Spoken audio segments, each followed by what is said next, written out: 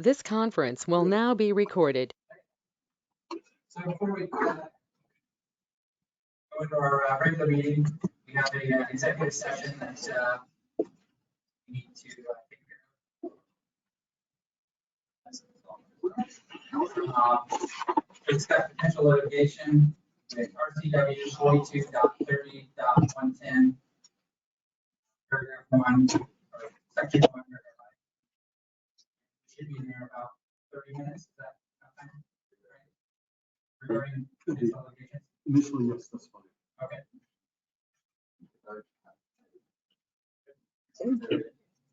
Oh, and say the time, please. Time is 6:50. This conference will now be recorded.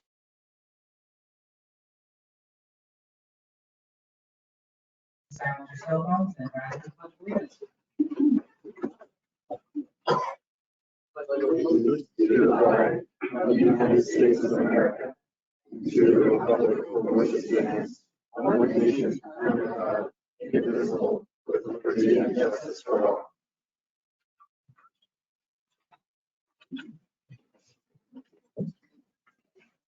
I'll take the roll. Councilmember Fredericks. Here. Councilmember Brown. Here. Councilmember Chapman. Here. Councilmember Holland. Here. Councilmember Smith. Here. Councilmember Plaza. Here. Councilmember Grant. Here.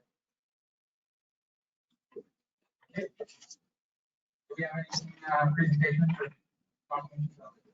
No. Well, it's time for citizen communications for items not on the agenda. I don't know if anybody signed up there. Please give me-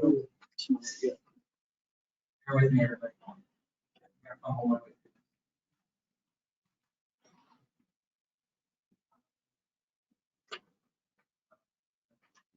So it looks like I have 2 people signed up for items not on the agenda.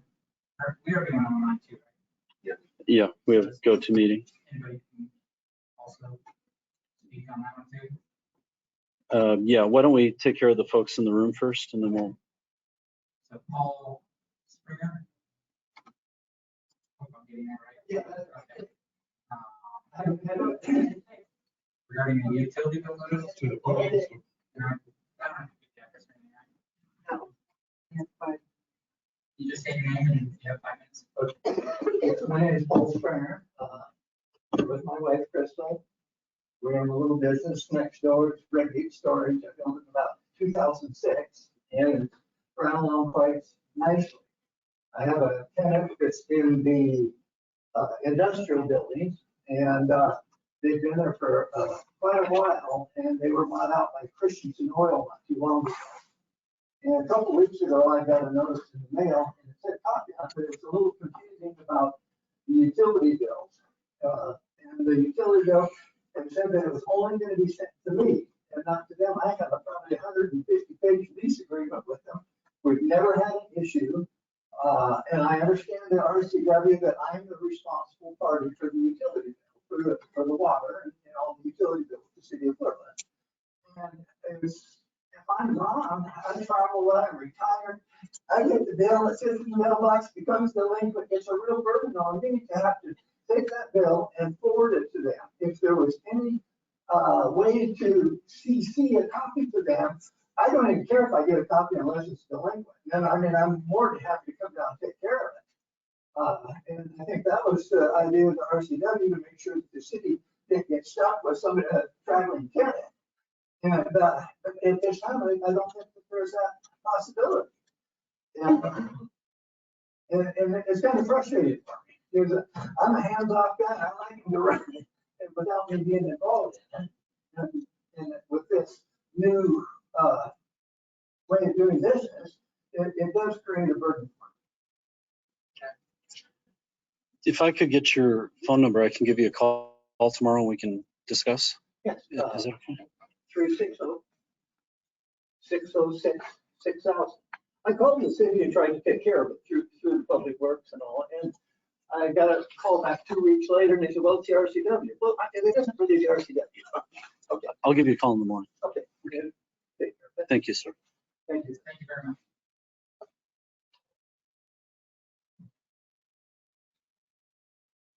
Got a Keith Blau.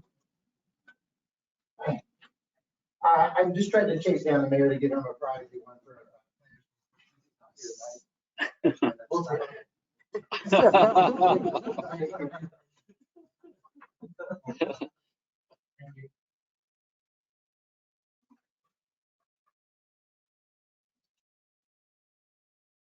If there's nobody in the lobby, anybody else in the lobby that has any items for discussion not on the agenda, we will move on to citizen communications for items on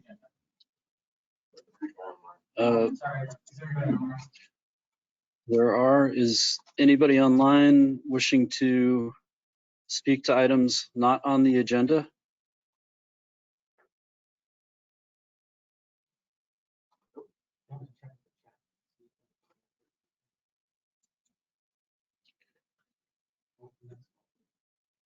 Oh, I hit the wrong one, sorry.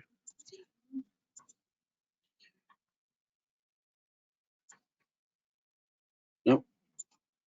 We'll move on to items on the agenda. I have David and Phillips. Okay.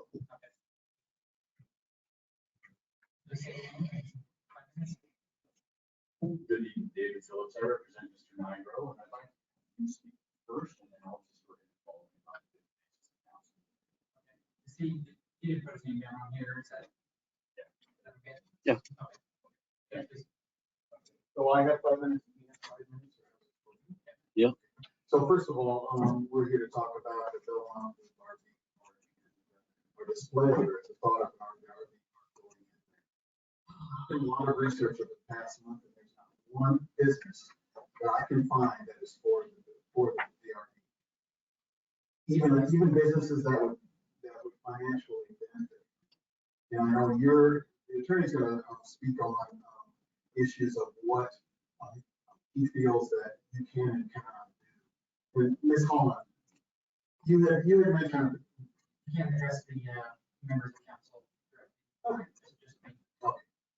So at the last city council meeting, there was brought up a concern, and I get it, that, we hate saying no to people. We hate being the people that says that you can't do something.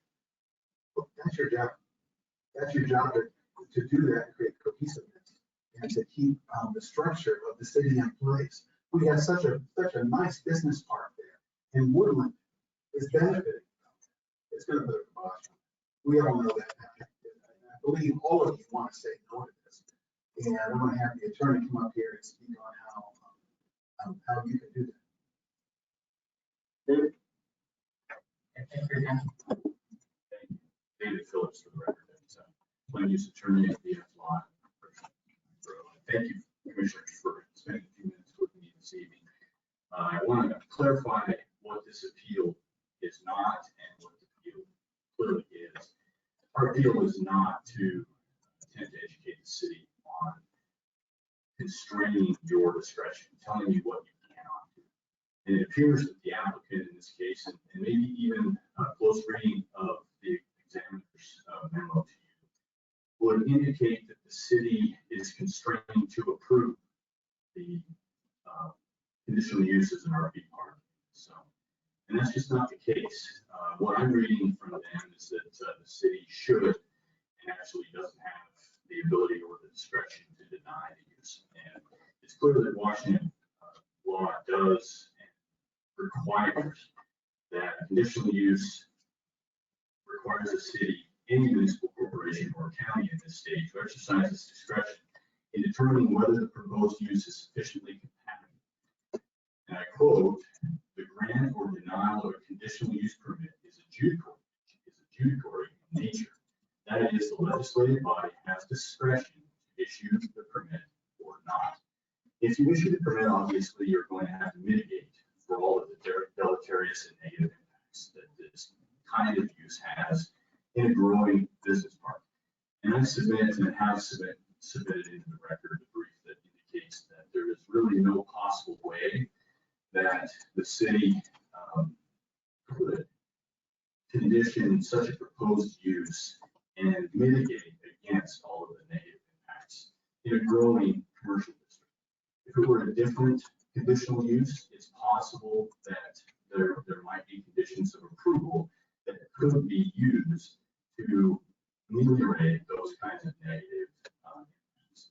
But in this case, because the applicant chose to ask for an RV park, which is a conditional use, and this is important, the applicant and landowner does not have a right, doesn't have a development interest in a conditional use. I believe that their briefings to the city has indicated that they would be able to assert a loss of or a deprivation of constitutional rights if the city did deny the conditional use. You don't have, landowners in the state of Washington do not have development rights in conditional uses. They have development rights in those uses that are permitted outright in the zone. And this is not outright in the zone. And if there are any questions or any comments from Mr. Niger that you'd like me to continue on, I submitted an outline of my comments here this evening to Mr. Goddard, and if you'd like to consider those as well. At one point, the examiner and myself, we go back a long way in many land use hearings. He was very fine in his pointed analysis of what he believed the standard in this case was. We believe the standard requires the city to determine not only just whether there's a lack of conflict, but that you must mitigate for all of the negative impacts of an RV park in the commercial zone. I submit that there's just no possibility of that. Thank you very much. Call up Angela Coles. Please state your name and 5 minutes. Yes, my name is Angela Coles, and I appreciate the opportunity to talk to you. I have some comments regarding the prospective RV park, not really as it relates to any legalities or things like that. You know, just a regular person living here in the country. And I have some real concerns. At one time I wrote a couple of folks within the city staff about these concerns, and I never heard anything back. So I thought maybe tonight would be a good opportunity. You know, quickly, my first concern is that, I've talked about this before, are sometimes there are parks like that, although there are families there, you know, that are just earning a living, taking care of their families, that can be regret. Unfortunately, this is a breeding ground for sexual predators. And I've been concerned about this for months, but just today, on one of the chats, there was an individual who is an RV park near here, at Stevens Orange, and he's been a resident here for a year and a half. He was talking, for whatever reason, we were publicizing my conversation on the social media site regarding that there are sexual offenders, multiple, many there, that he knows personally, who refuse to register at that RV park. They will not follow the law that they're supposed to do and register their address. I'm even more concerned now than ever. I mean, I understand that, you know, I think in the ideal it would be an RV park for people to come, they have a nice facility, they have, you know, a place to hang out with their family and showers and what have you, but let's get real here.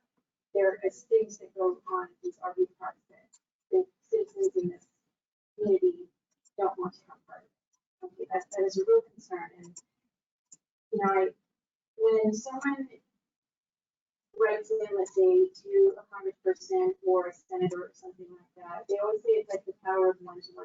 If one person is standing here talking to you about this, there's 1,000 other people that have the same voice, concerns, opinions that won't stand up and talk about it. So that I just ask you to give consideration to that, because when I go in the community chat, there are many people that are upset about this.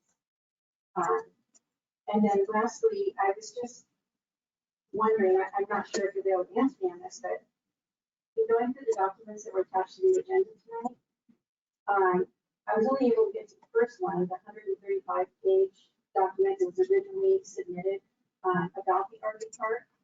And it states right in there, in the first page, I think it was, that a city staff encouraged the city examiner to approve this. why are two city employees approving something like this? Why wasn't this either communicated better to the community? And in the original, they said that they had posted it on at the post office. That's absurd. There are much better ways to communicate now than posting something on pay for it at the post office. So that's something else that a lot of people are upset about. They had no idea that there was going to be meetings about this. So I think the cities do a much better job of communicating to the community. There are people that live remotely, they may not get out there. So those are my concerns. Thank you.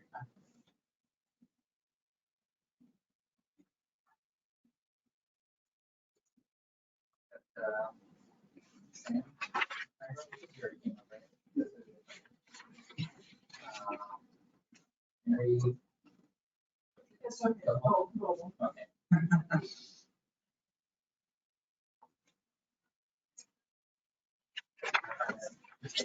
Thank you. My name is Mary Cole. I am the office manager for Woodland Veterinary Hospital. Stand here on behalf of Dr. Brett Sharman, who is our owner. I come before you again tonight to remind you that every single business on Belmont Loop is united against the approval of this conditional use. Even the businesses that could potentially benefit, as you will see in the one of the documents that was submitted was a letter from the owner of the Popeyes and Chevron, just down the street from us, where they could potentially benefit from a number of people coming in and be part. They are as well very concerned and very much against the approval of this conditional use permit, mainly for what they know it can bring for safety of their staff, the additional stress that it's going to put on their staff. We are concerned about that. Me personally, with the staff that I manage, I've heard several of my receptionists come to me and say, I don't know that I want to do this anymore if that's going to happen. Now we're going to have potentially 67 families with pets, and should one become sick or injured, or several, you never know what can happen. Sometimes we have many in a day, but we're not accepting new clients. We can't handle the additional patients at this time.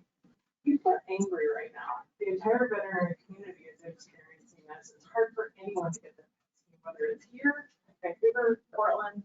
We have some clients that are going to East Vancouver or farther. Some people are going up to Seattle to have their pets seen when we can't.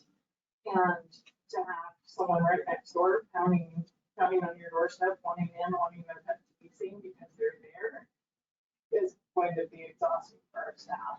If any of them get nearly as angry as something already had to deal with. So on, in light of that, compatibility wise, it's not down there. And I urge you guys to deny the conditional use.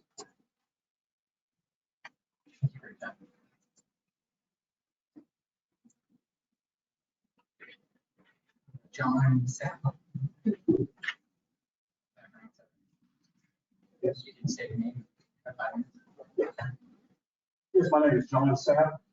And I've previously written in as far as for opposition to it, primarily on two avenues. One, it obviously does not meet 40 jobs per acre. And then secondly, is that the city is really not staffed properly to enforce this. But I take a different approach and different avenue on looking at this. I moved here 4.5 years ago from North Carolina. My son's living in Portland and Beaverton. Choose or they want to be on the other side of the river. So I found property here in Woodland was very pleased about it. When I first found the property, my wife was back in North Carolina. She said, well, describe the area. Honestly, my first response was, well, it's sort of like a truck stop. It's a stop area for people on the side of the road. I said, but I really like the property. And I said, this is where I want to be. We'll call it far enough away, but close enough. Well, when we moved out here, we rented a house at Richfield while we were building our house here. And I started seeing things in Richfield that was happening. And I thought, maybe there's opportunity for work. And I see what they've got going on up the road in Kalama. And so in my desire was, okay, how do we have that here in our community here? I totally support the business that existed on Belmont Loop. I'm home for more like that.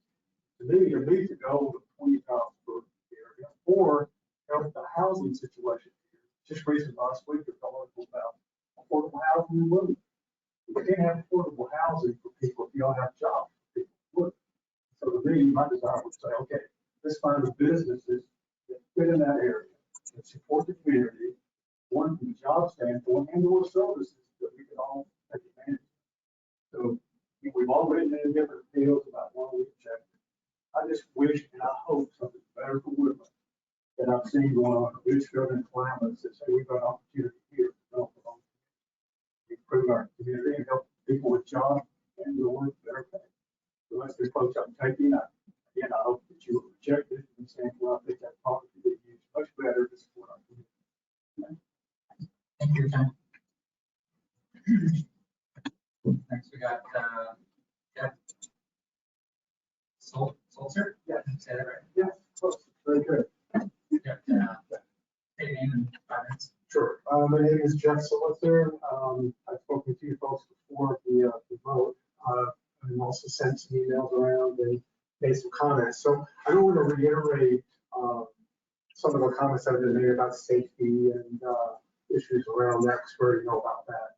But what I'm trying to understand is this is a conditional use request. So it's basically a square peg in a round hole. And I'm trying to understand why we keep driving this square peg in when it doesn't fit. Even when you try to drive it in hard, it doesn't fit. You've heard all the businesses around Belmont Loop. It's not compatible with it. It's not with those businesses. It's not compatible with the community around Belmont Loop, where I'm a part of.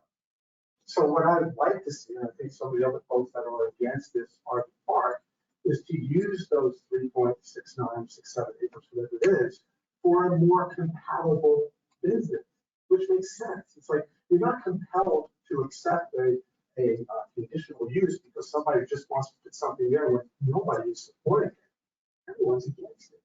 So the question is, why drive it more, keep pushing forward on something that is detrimental to the community, clearly detrimental. So, and you know all the reasons we mentioned. Safety, the sex trafficking, the drugs, domestic violence, the lack of jobs, the threat to children along the ballparks that are right, literally stone's throw away from this location. And I'm trying for the life of me to figure out why drive this so hard? What's the force behind it? I don't see it. So I just wanted to bring that up. Don't have an obligation to put a square peg in a round hole. It's supposed to be the conditional use. It's supposed to be for something that benefits the community and benefits the businesses around it. This clearly does not. So that's all I wanted to say. I want to thank you for your time and appreciate you. Thank you for your time.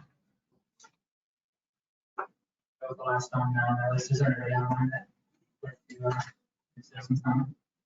Oh, you have one more. I apologize. Is there anybody else in the audience that would like to speak?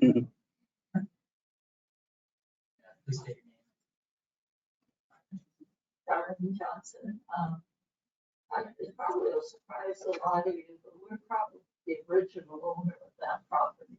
It was the old Johnson Dairy. We sold that with the idea that it would be an excellent place for business. And I apologize. Is there anybody else in the audience that would like to speak? You know, it's taken a lot longer than either Jim or I thought it would take for it to develop business plans, but it's doing that now. And when every business in the area is telling you that this is going to hurt us, I think it would be really unwise for you to vote in favor of moving it forward. I think you have the ability to not grant a conditional use.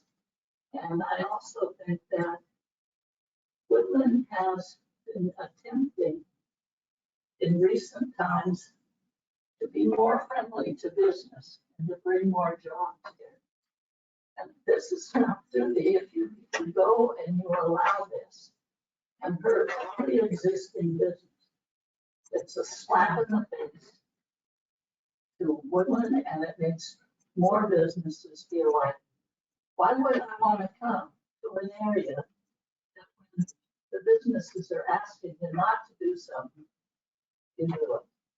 I think that, and as a prior owner of that property, I don't know, we've had houses we sold, and I hate it when a house that we sold gets run down, or even a car that we sold gets run down. I don't want that area run down. It's ideal for the businesses that are there. In fact, originally, there was a factory outlet mall that was looking at that property. It would have been ideal for that also. It didn't happen, but now we're actually doing something with it. And I just hope you don't stop. Or anybody else in the audience that would like to? Please step up, state your name. I just need a few seconds. My name is Roy Anderson. I just want to put an exclamation mark on a comment made earlier by Mrs. Cole. It's really with respect to the concerns everybody's got. Voice, number of ways, number of times. Some of the concerns with people that are going to be staying in the RV park. It just came to my attention last week. 3 new multi-unit residential projects being considered in the city of Woodland within a block or two of where this RV park is going. New families, lots of kids. In my view, greatly heightens the concern everybody should have about the fit of the RV park. If we're going to live there, with respect to the families that are going to be coming in very few years. Thank you for your time. Anybody else in the audience that would come up and provide citizen comment? Anybody else online? Is there anyone online who would like to comment on items on the agenda?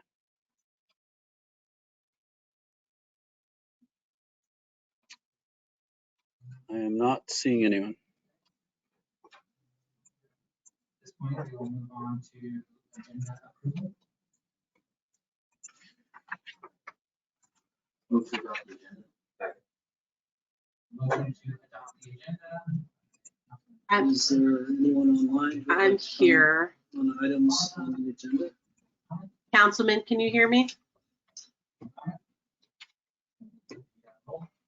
Councilmember Graham. Councilmember Plaza.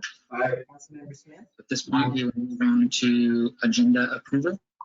Councilmember Rounds. Councilmember Fredericks. Motion passes 7-0. At this time, it is time to move to the public hearing. As you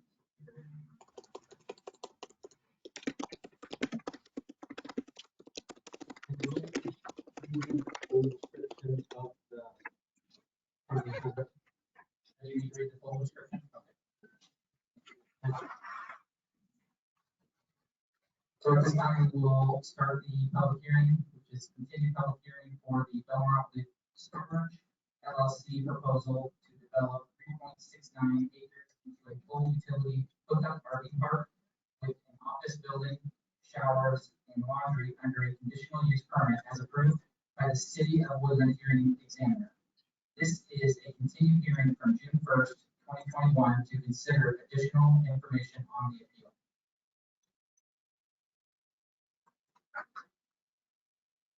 Do I need to read all the stuff that as far as the captains that we have? No. And I just got a text that Rachel had asked to give testimony, but we missed her in the chat. Oh. I think everybody okay with that? He's not going to testimony in the public. So she wanted to do it during the public testimony portion, but we missed her in the chat. This is allowed, this is part of the public hearing though. She has the ability to speak during the public hearing on this specific matter. correct? So she is representing the applicant, so we could ask her testimony. Just let her know that we'll give her our opportunities. Or during the action, or looking at this, if she had 5 minutes, if she wanted to do it during items on the agenda, then she can have another 5 minutes during the agenda. So I wanted to speak during that time and we missed it. Everybody's okay with that? Okay. Who was it again? Sorry. Rachel Goldfarb. Can you hear me? I'm sorry, our connection is terrible. Rachel Goldfarb, please state your name and you have 5 minutes to address the council.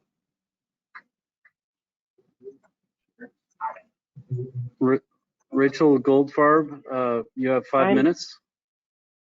Thank you. Can you hear me okay?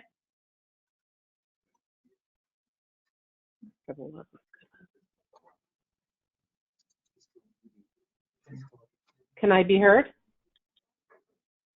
Yeah. Roger.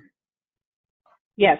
I'm sorry. I'm having a really hard time, and I apologize. I'm not there in person. Business is taking me to the East Coast of the United States, where it is. Okay, so I sent an unmute request.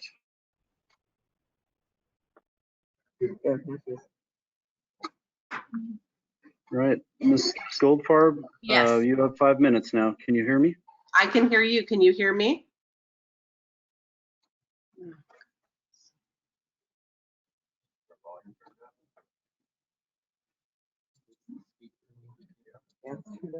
It's all the way up.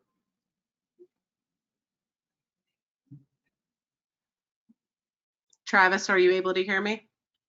Want to text her, Travis?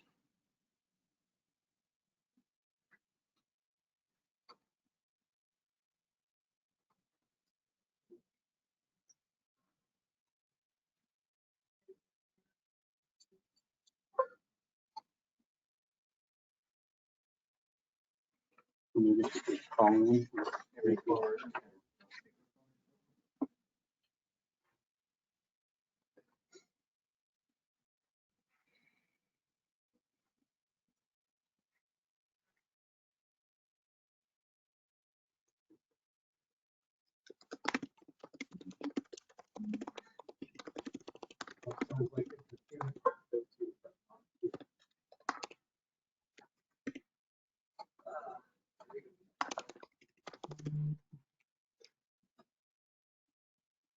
This is Rachel speaking. Okay.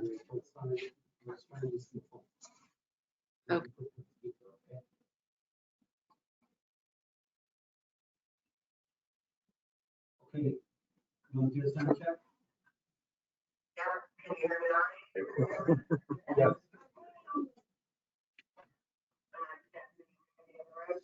We can hear you. All right.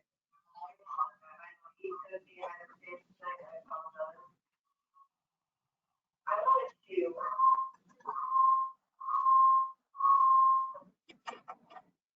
I wanted to reiterate our position here tonight. I do appreciate and understand feelings of the public and the opinions that have been shared here tonight. But you know, this is not a situation in the case law that's briefed in the submission that was made timely on June 22nd.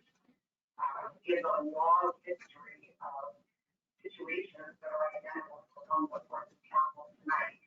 There is often in times where there is an use that is, for whatever reason, undesirable in the local community. There is oftentimes a public uprising, typically in maps much larger than this, as you know, recently in the chairman's mental health facility, there were thousands that were off and on about this rather than the, you know, the dozens that we see here tonight. And while their opinions and feelings are heard, unfortunately, what this Supreme Court of Washington has said time and time again is that unless these fears are supported by substantial proof of their existence, and all we're dealing with are inaccurate stereotypes and popular prejudice, which do not justify zoning restrictions of the type that the intelligence are encouraging the city council to make. I do take issue with the new attorney categorizing positions as threats, which is in no way what's happening here. What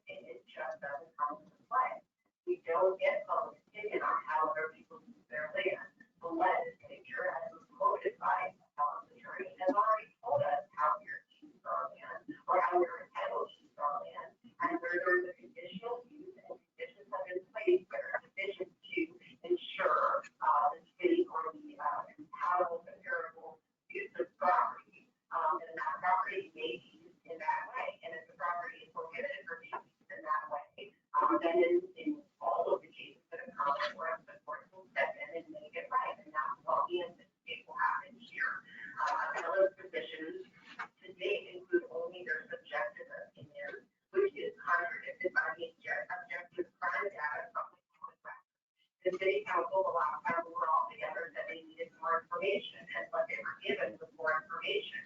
And the information that was provided to the city council does not substantiate the action that's being requested by the appellants. In fact, it's exactly the opposite.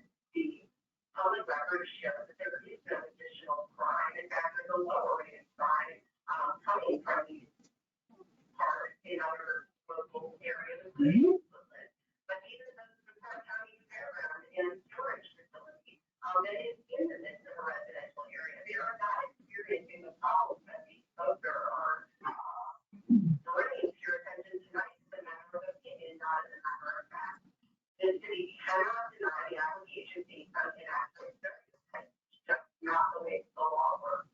And so also there is, public unrest over the use of this property and the way that this conditional is allowed for instance, that cannot come into the decision tonight. And then with regard to compatibility, I think that this sort of tracks through and address more times than not, but it's 1772-050 that's on compatibility.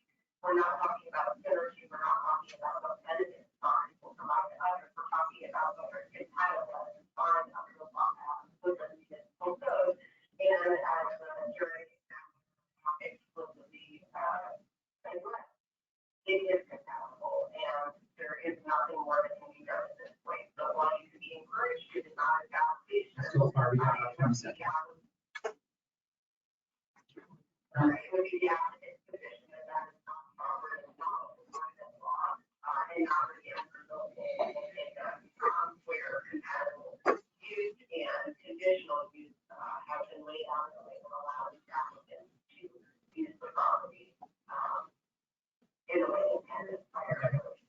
Ms. Goldfarb, your allotted time is over at this point. I'm gonna have to stop you here. And if you have more time to discuss, you'll have it during the public hearing. Thank you. Thank you.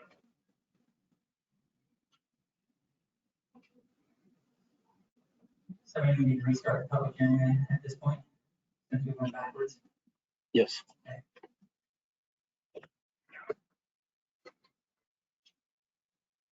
So at this point, we will restart the public hearing and we'll reread this. This public hearing is a continued public hearing for the Belmont Loop Storage LLC proposal to develop 3.69 acres into a full utility hookup RV park with an office building, showers, and laundry under a conditional use permit as approved by the City of Woodland hearing examiner. This is a continued hearing from June 1st, 2021 to consider additional information on the appeal.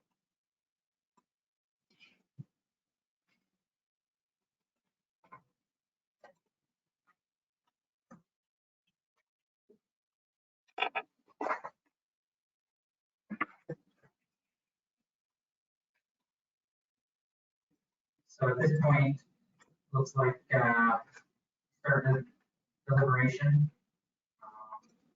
Any council members have any comments before asking the examiner for a summary of the information they reviewed? I have comments, but I'm saving it for when we get to the action items. Okay. So at this point, the hearing examiner has a presentation and the additional information. Good evening, my name is Joe Turner. I'm your city hearing examiner. You, the council, requested that all parties, including city staff, submit additional information regarding two issues: crime and compatibility of our RV parks with other commercial parks, crime-related RV parks, and compatibility of such parks with other commercial uses. A number of people submitted written comments that are summarized in my report to council. The majority of those comments expressed concerns that the proposed RV park may cause an increase in crime, homelessness, drug use, and similar issues. But those comment letters didn't include any additional evidence supporting those concerns generally. Any new use in the area is likely to attract additional people to the area. Any increase in population is likely to result in a proportional increase in crime and other bad behavior. but the 911 calls for the existing RV parks in the region don't appear to show a higher rate of calls for police services than other uses, especially compared to hotel, motel uses, which also serve travelers. As far as compatibility, in the hearing below, the compatibility issue was limited to whether the proposed development complies with 1772-050 of the Woodland Municipal Code, 1772-050C, which requires finding that the use is compatible with surrounding land uses in terms of traffic and pedestrian circulation and building and site design. This criterion does not require that the applicant demonstrate that the use is compatible with other surrounding businesses. Only that it's compatible in terms of those two listed, number that those listed uses, traffic and pedestrian circulation, building and site design. Mr. Duncan, the applicant, the appellant's attorney, argued that compatibility is required based on the code's definition of conditional use, which provides in part conditional uses require a special degree of control to make such uses consistent and compatible with other existing or permissible uses. This particular issue was not raised in the record before me, so I didn't address it in my decision. And it arguably exceeds the scope of this appeal, but that's not a legal issue I need to rule on. I concluded that the park is compatible as that term is defined. Compatible does not require synergy with or support of other businesses. The dictionary definition only requires that the uses can exist together without conflict. Although this use is different than the other uses in the area, it's not per se incompatible. One could argue that the use is not consistent with other existing uses in the Belmont Loop area. Most of those businesses provide products or services to the public, and our park provides lodging. So it is consistent with other permitted uses in the applicable zone, hotels and motels. The appellants argue that this RV park is not similar to our hotel and motel based on length of stay. They argued that RV parks tend to have a longer length of stay than hotels and motels, but they didn't provide any evidence to that effect. They did provide some evidence about the average length of stay at a hotel and motel. They didn't provide any evidence regarding longer term, potential longer term stays. They argued that it's different from a hotel or a motel because of this RV park would generate fewer jobs, but that doesn't necessarily make this use inconsistent or incompatible. And they argue that this use doesn't require visibility from the I-5 freeway. I think that's a matter of opinion. Other existing uses arguably had even less need for freeway visibility. There were a number of other issues that were raised in the written comments submitted after the city council hearing, but all of those exceed the limited scope of the council request, which was limited to compatibility with other businesses and crime related to RV parks. I'm here for any questions if you have any. That was my presentation. Thank you.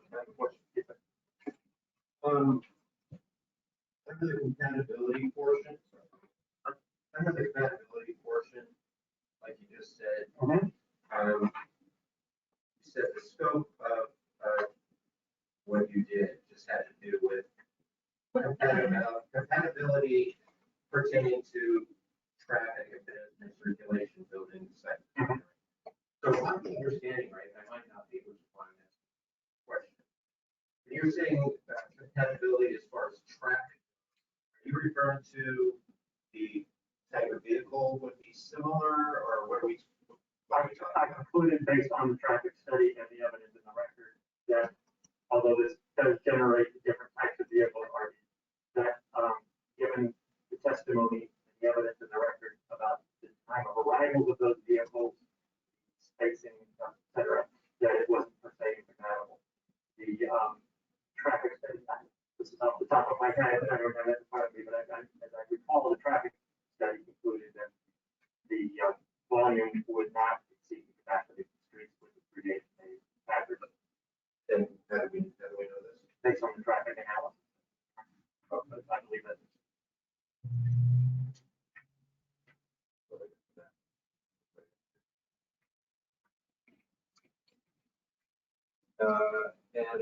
think we kind of clarified. It says the text that compatible only requires that the users can exist together without conflict. From what I'm getting here, there seems to be a lot of conflict going on here. So can you kind of clarify where you're coming from with that? The definition of compatible was from the Webster Dictionary. And I concluded that it wasn't incompatible because, one, your code limits it to those uses of traffic and measuring and design. So compatibility of the use itself under your code is per se relevant. I also concluded. Sorry, can you repeat that question? Okay, so it's not, you had written that it requires that the uses can exist together without conflict. And basically I was saying there seems to be a lot of conflict, so I was hoping that you could clarify that. There seems to be a lot of concern about conflict. I didn't see any evidence in the record for those concerns.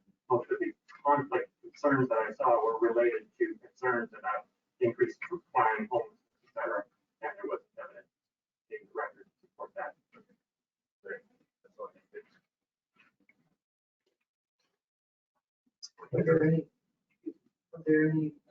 evidence in the record that some businesses would not continue carry on business here? Yes, a number of businesses said they would either relocate, wouldn't renew their leases, or wouldn't establish themselves businesses. So you don't consider that a conflict? That's personal choice. There's no evidence that it is. I'm really counting city code. It has to be set up. That is a personal choice by those businesses.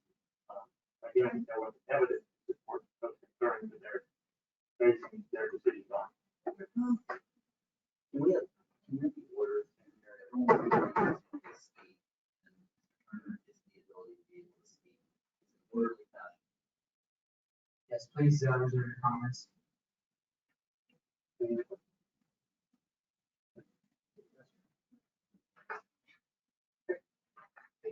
you.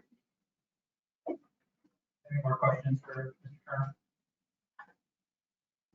None. Mr. Rush, at what point do we, if people come up and can speak still, is that time done, or is there still time for that? For the public testimony portion was closed. The public testimony portion is closed, okay. So that was, the time we had today was. So that was a different part. That actually was not part of the public hearing. That was part of your public meeting. Okay. For comments that were either on or not on, but they were not part of the record. Okay.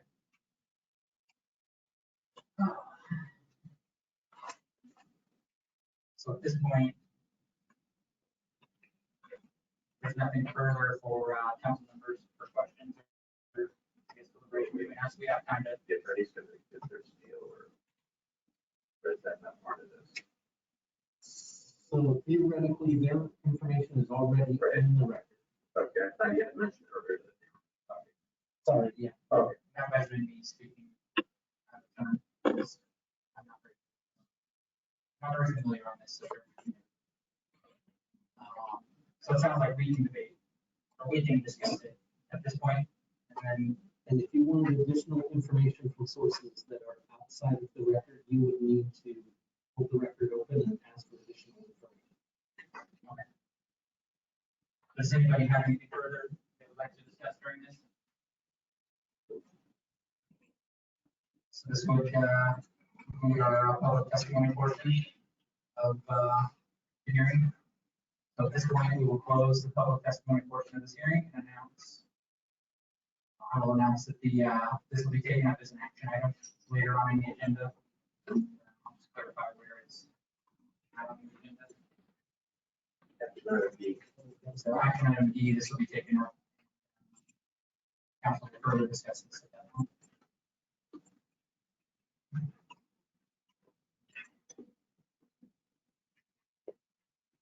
Miss anything?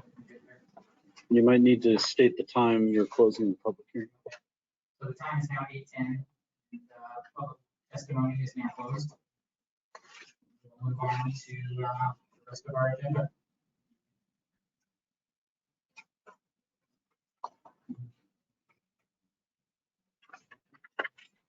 Now we'll move on to reports of the city council. That's the finance committee. Just kidding. Anything they would like to report on city council?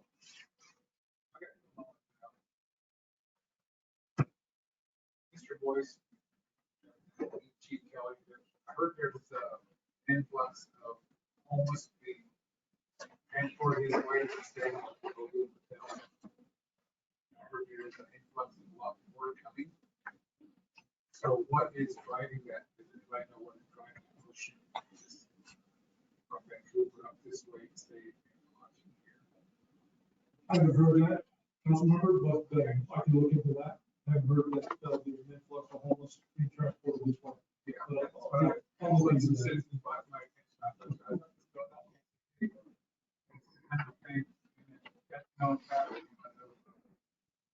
I've been thought already out here, lesser people that need to report their personal background, aren't, how are we able to do that if they are staying in?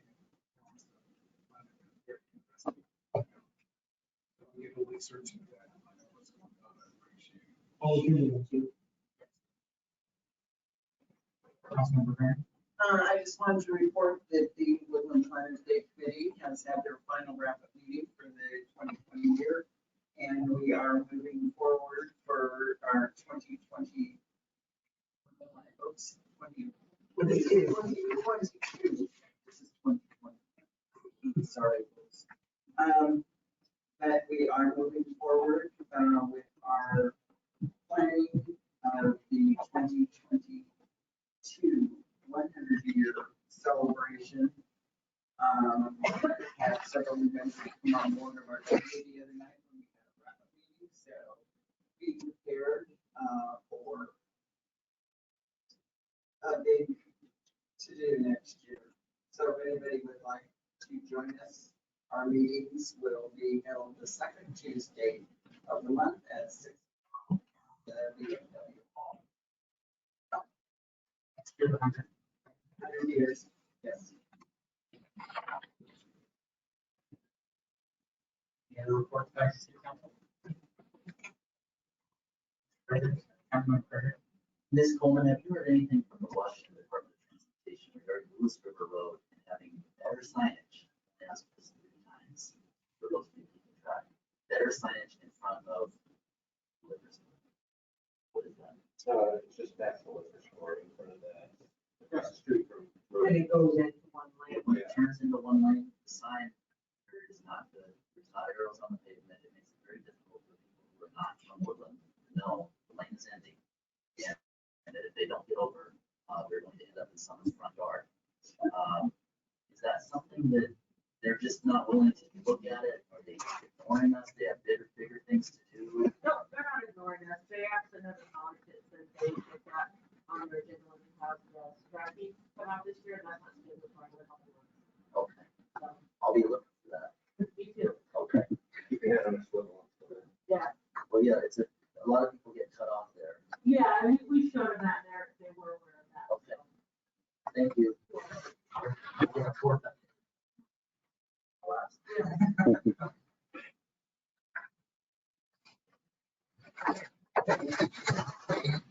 Further reports of city council, we will move on to reports of standing committees. Finance committee. Yes, the Finance Committee met this evening. We discussed our sales tax report, the June 21 sales tax report. We have seen a 54% year-over-year improvement on our sales tax. Really driven auto and RV sales. I'll try to figure out who that is. Seeing a $78,000 improvement year over year, and a 296% improvement in our auto and RV sales number. We did review 1 leak adjustments. The seamless docks, which is on tonight's agenda, is action item G. The city finance committee requested the pass recommendation to council on that. Mr. Crowder can speak to that more on the action item if you have any questions. Finance reports for the year we've reviewed through June, want to be at 50% of revenue. We're currently at 58% revenue, and our expenses should be at roughly 50% as well, or 22%. So the city's doing very well financially right now.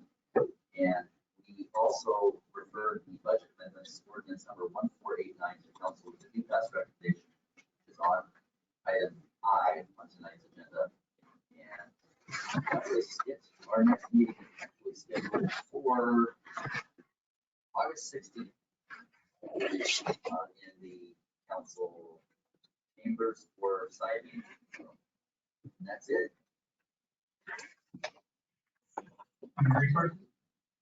That would be me. We met today at 5:30 right here in the city council chambers, and we didn't have a lot to talk about, just a couple things. So first off, we currently have 2 temporary employees filling in the clerk treasurer's office until a permanent position is posted and can be filled. And as you all know, a levy passed a few years ago for the police department to get 4 new positions and some equipment. So far, we've been able to fill 3 positions with, from what I've been able to tell the officers, a pretty square way. And we currently have, if I heard right, 13 applicants for the last position that's open right now. Entry level. Yeah, entry level and 1 lateral. So hopefully that last spot will be filled soon. Our next meeting is on Monday, August 16th, 5:30 right here. Councilman Woodland. On to reports of advisory committees. Chamber of Commerce. Councilmember Grant. Yes, the chamber is open at the visitor center. We are having our in-house chamber luncheons at Casa Tapatía at 12 o'clock on Tuesday. And tomorrow, our speaker is going to be a council candidate, Jennifer Woodland. So anybody wants to come and I'm inviting you personally to come and learn about her, to make your decisions on who you're going to vote for. We have an after hours coming up on August 5th at Red Canoe and Fiber Federal little complex they have inside there across the street from Walmart. I'm sure the road's got a name, but I don't know what it is. And then on August the 20th is the Chamber's golf tournament. We're still looking for teams or bag stuffers or sponsorships for the event. And I think that is it right now. Except for the visitor center, we do have any gift items. And I do believe that there is a job opening for a part-time help at the visitor center. So contact Denise Miller, who is our executive director at the chamber office there, and she can give you all the details of the job roles. Councilmember Graham. Other advisory committee report, nothing. And still, due to being online. We'll move on to reports of city officers. Okay, I will keep it brief. One of the items we have on the agenda regarding the form of government ballot measure, Resolution 738. We have an amended version in front of you. The original version just said Cowlitz County. We needed Cowlitz and Clark County, so that was the change to that. Apologize for that miss. Also, I wanted to mention that we will be soliciting applications or folks to sit on the for and against committee regarding that. So if anyone has interest, please contact the city. So we'll be advertising for that, and hopefully we'll get some folks interested.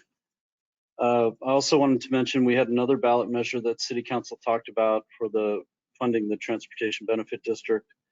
That will be appearing on your August 2nd meeting. They're due into the auditor's offices in both counties on the 3rd, so it's a quick turnaround. The reason for the delay,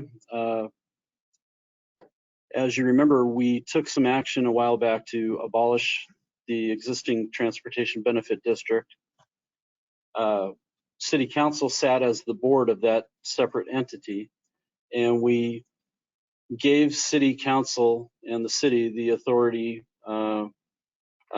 to have all the powers and obligations of a transportation benefit district.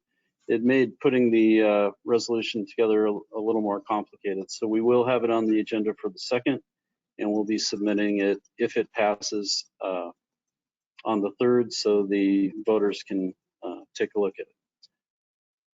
I also did want to mention the COG board. Their meeting for this Thursday is canceled, so they're not having it. However, the executive board is meeting. I'm part of the executive board, and we will be having an in-person meeting. So I will inquire at that meeting as to whether or not the full group will meet. Oh, great. Wonderful. All right. It's coming. All right, great. So that's my report this evening. If anyone has questions. You know, Mr. Boyce, do we have ample amount of time, given the short turnaround, to be able to effectively make a case to the public as to why moving forward with the transportation benefit makes sense? This home has a lot of projects she's working on. I know that she would be able to effectively communicate that, but do we have time to have public hearings, to be able to put boards together, to be able to communicate the city's position on why we think this is a good I'm not sure we can advocate, we can't advocate for it. Right. But we can say this is why we want to do this, and folks want to come in and learn about right. So projects. right. So, you know, it's a subjective answer. I think there is time to be able to do that. The part that is tricky is that staff can't advocate or advocate for a ballot measure or oppose a ballot measure. So when we provide information to the public, we have to make 100% sure it's factual and isn't biased one way or the other. So if we're putting together some public hearings, we may need to rely on elected officials. There may be some questions staff aren't able to answer because it might get into that opinion territory. Elected officials, however, can speak their mind however they see fit. So we'll be talking internally about what type of events we can put together. We'll be putting together fact sheets for sure. But I do think you're correct in that we need to have public outreach. Otherwise, you know, this is an exercise in futility. So we'll put that together. We may be coming back to council and asking council if individual city council members might participate in some of these events also. I don't know if that's the answer you want, but. Well, Ms. Coleman, are you prepared to assist? But I really feel like you have engaging personality with the folks that citizens that come here about why you're so passionate about what you're doing, why we need it, what it will help us with when we talk about matching grant funds. I mean, are you prepared to help as much as you can advocate? Because a lot of this, I think. Well, she won't advocate. She'll provide facts. Yeah. I can prepare any kind of information that you need to educate public. Get those boards ready for people. Yeah. Yes, I can prepare it.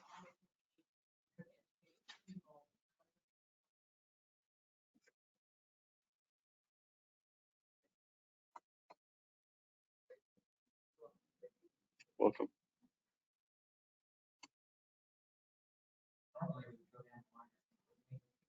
Not at this meeting. This meeting, it's just the mayor and the city administrator reporting.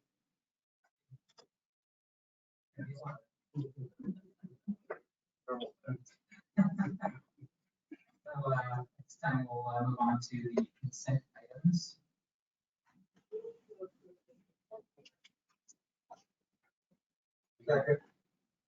Motion to approve the consent items by Councilmember Holland, seconded by.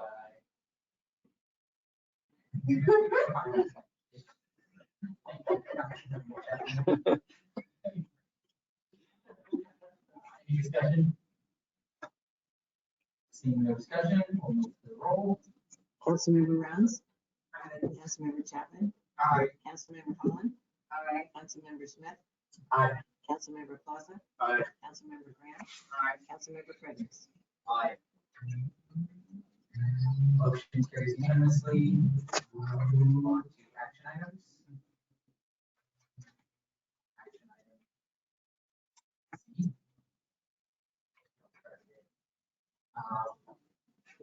Resolution 738, amend form of government ballot measure. For a motion, Move to approve action item C, resolution 738, amended form of government ballot measure. second. Motion by Councilmember Plaza, seconded by Councilmember Fredericks. Comments? Councilmember Plaza?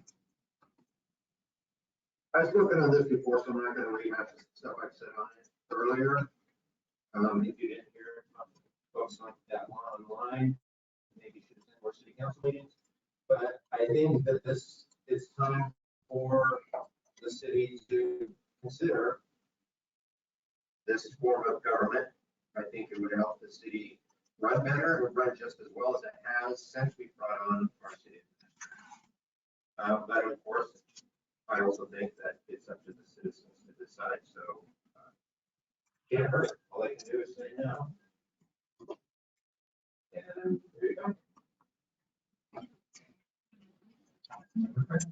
Or they can say yes. Exactly.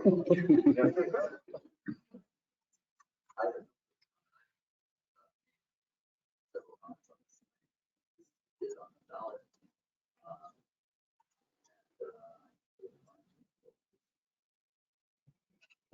I just think it's up to the people to decide one way or the other, whether they want it or not, so. I am under the same opinion. I have some reservations about it because our mayor does a great job. But absolutely, I think people can decide that what they want. But it's okay. So we will, if no further comments, take a roll. Councilmember Chapman. Aye. Councilmember Holland. Aye. Councilmember Smith. Aye. Councilmember Plaza. Aye. Councilmember Graham. Aye. Councilmember Fredericks. Aye. Councilmember Rounds. Aye. Motion carries unanimously. Yeah, so, have an ask to take a 5-minute break before we, move on to the, appeal decision here. Item D, so we'll take a 5-minute break.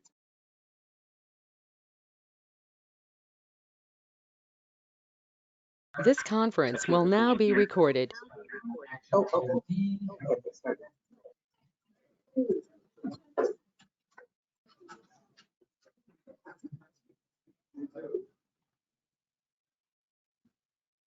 So action item D, appeal the decision for the Belmont Loop Storage LLC proposal to develop 3.69 acres into a fully utility hookup RV park, an office building, showers, and laundry under conditional use permit as approved by the city of Woodland hearing examiner.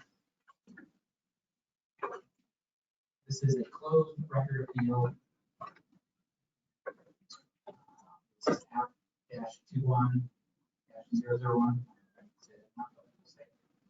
So at this point, Chair will accept a motion. I'd like to make a motion. I move to reject the appeal and uphold the hearing examiner's final order approving the Belmont Loop Storage LLC application. Second. motion to reject the appeal and uphold the hearing examiner's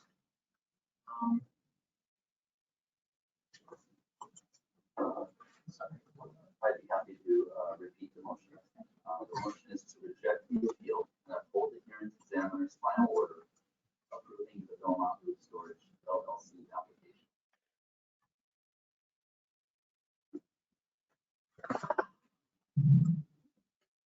So motion by Councilmember Fredericks. Move to reject the appeal and uphold the hearing examiner's final order approving the application. Seconded by Councilmember Chapman.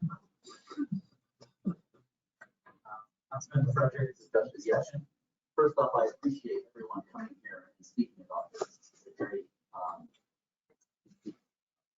passionate concern for race. I understand that, and I truly appreciate the testimony not only that we received here, the last meeting I received several emails regarding this. I've read the packet of information here on numerous occasions, more than once. And I've given careful consideration on what I feel I should be giving careful consideration on.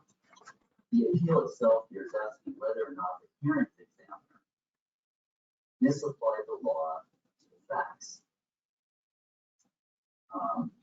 And I don't believe he has in this case. We are not hearing a reason, and we are not being asked whether we like this project. The fact of the matter is, the applicant has a piece of property here, and he is developing for an allowed use under Woodland Municipal Code Section 17.36.030. This is a law that was created by a previous city council.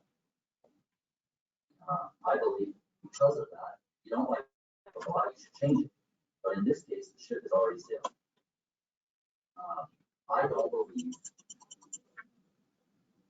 don't like that project today.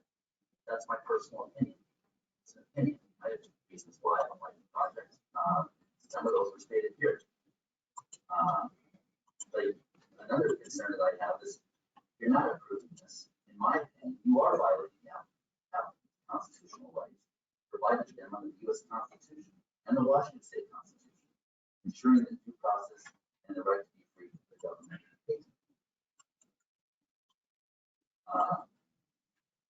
I also believe that if you're not going to support this, you are violating the applicant's right to life, liberty.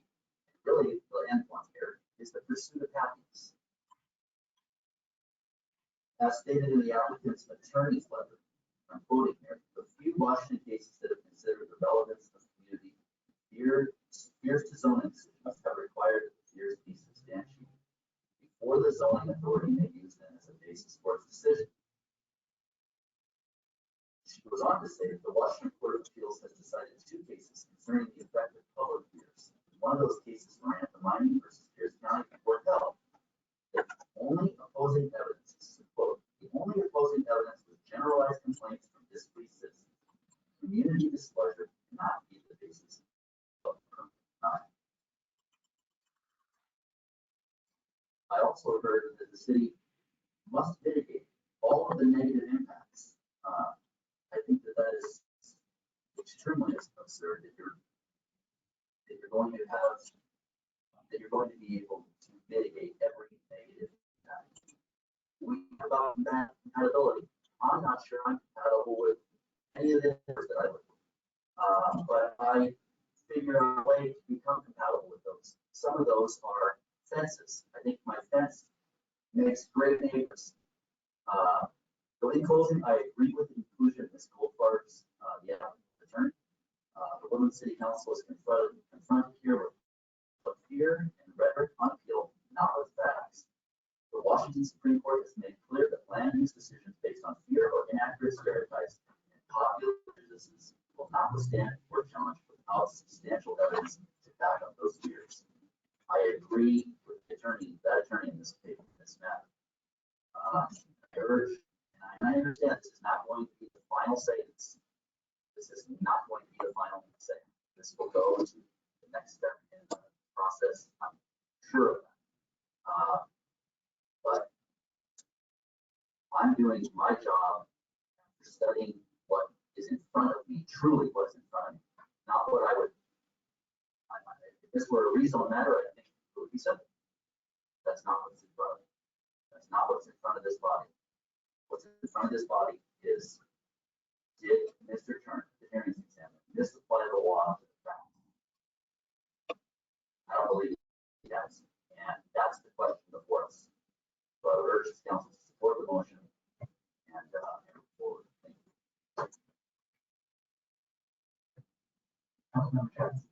I agree with that. But, well, so I'm not a big fan of what's presented in front of us. Factual facts. Our attorney did due diligence, he actually saw it. But what's in front of us is stuff. Like I said, it would be wrong for us to deny it. I'm not a big fan of it. But it should go through. Well, I'm not a big fan of is when people come up here and bullet attacking and saying they will not renew their license or pull out their business and stuff like that. That is your right to do that, but because it's on our face for bullet attacking, I don't think it's one at all. So I have no reason to fight you guys if it's something like that, but you did, and I kind of think that that's.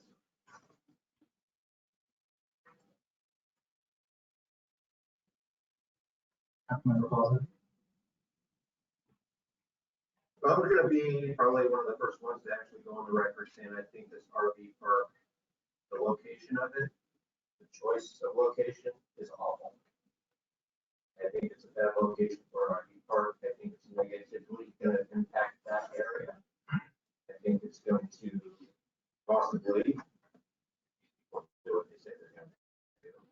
Drive businesses out of Woodland, which is going to have a detrimental effect on the city. If that happens. I also do not believe that the RV park is compatible with other businesses in the area as far as the services it provides and for the definition giving in the paperwork here, I don't see it living in harmony with its neighbors and not being a potentially hostile environment, for lack of a better word. So I'm definitely against an RV park going in there. Unfortunately, where we're at this point is not whether we personally want the RV park to go in, whether we think it's going to be bad for the city. It comes down to whether the hearing examiner did anything wrong. And trust me, I looked through all of his paperwork, all of the property owner's attorney's paperwork, and 4 or 5 times, and I must have torn through every line of that thing trying to find some kind of verbal loophole that I could use in order to say he did something wrong. And unfortunately, there wasn't. I looked at the crime stats. I mean, I went everywhere. I didn't just use the stats that were given in the paperwork here for our local RV parks. I went to Department of Justice websites, FBI websites, looked up crime stats for our RV parks all over the damn place. And unfortunately, almost every single report that I read showed that RV parks are actually lower in crime than destroying it. So that kind of blew up that argument I was going to use. So it came down to the compatibility, which I don't think it is compatible. However, the hearing examiner, he is restricted to do things by the letter of the law. He has to go by what is defined in the law as A means this, B means that. And the definition he had to go by for what is compatible and what isn't is extremely limited to in terms of traffic, pedestrian circulation, building and site design. It has nothing to do with the neighbors or how they're gonna impact the city. So because of that, I couldn't find anything to point a finger at this report and say, you were wrong, so we're going to let this appeal go through. I feel that as much as I hate to say it, my hands are tied at this point, and I have to, affirm the examiner's findings. What I would suggest, if I'm allowed to do that, I can officially, so this is me just talking as a private citizen, is take it to the next level. Once you get to a state superior court, they don't have to do things exactly by the letter of the law. They can do things through the spirit of the law, or they can interpret things that they believe it'll impact. Then they have a lot more leeway than we do. Unfortunately, we've got this much wiggle room. That's it. So unfortunately, I don't have any option but to vote with. Councilmember Fredericks, Councilmember Chapman.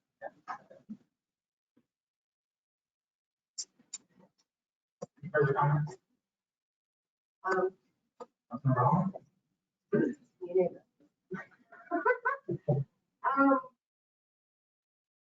So just like Councilmember Fredericks and Councilmember Chapman, we have all been presented with huge stacks of legal documents, through emails. I kind of ignored the dialogue happening on social media just because I didn't want anything to influence the decision-making process. Because this is a legal, an interpretation of legality. And so there were some interesting arguments made. They were not based in the law. And I think our hearing examiner did his due diligence in by interpreting the way that codes and everything in Woodland are written. And that's okay if I kind of expect people to be all excited for this, but I wanted to take this opportunity since I get this moment in time, that some people in this room maybe don't realize that outside of being a council member and owning a company and having a family, I am the board president of the Woodland Action Center, where we feed folks in the community and help people who are low income and unsheltered. And one of the really sad things is that a lot of clients came to me and did not like being dehumanized and used as the boogeyman of what would come to your neighborhood. Folks who live in RVs or campers because they only get a couple $100 a month social security disability. They're not criminals. They're poor people trying to live. And I did not see anywhere in any conversation that this particular RV park would be accepting folks who live in, 20-year-old RVs without running water, access to electricity or sanitation, like some of the folks I know. So I would just like to use this moment to let people know to maybe be mindful that these are real folks that you're using as public boogeymen. And it kind of broke my heart to think that that's how we treat our neighbors in Woodland, because that's not how I was raised here. But yeah, real people came and told me how sad that made them, that people think that way because they're on social media and they see the conversations happen and the comments that were made in the paper. And it's sad. And if I $1 million, I could make sure we had access to running water and sanitation service. Because I literally know people who do not have access to that. So, but anyway, I just wanted to throw that out there because some of the comments and some of the emails, they were upsetting to me because of what I do outside of here. So I just wanted to take that minute to drop that on some people. None of that really affects my thought process on this one since I had a captive audience. Express the conversations I've had with clients who wanted people to know that they're not bad people, they're just poor. There you go. Well, I agree with most everything that Mr. Plaza said. And I still feel it's not compatible, and I will have to vote no on the issue.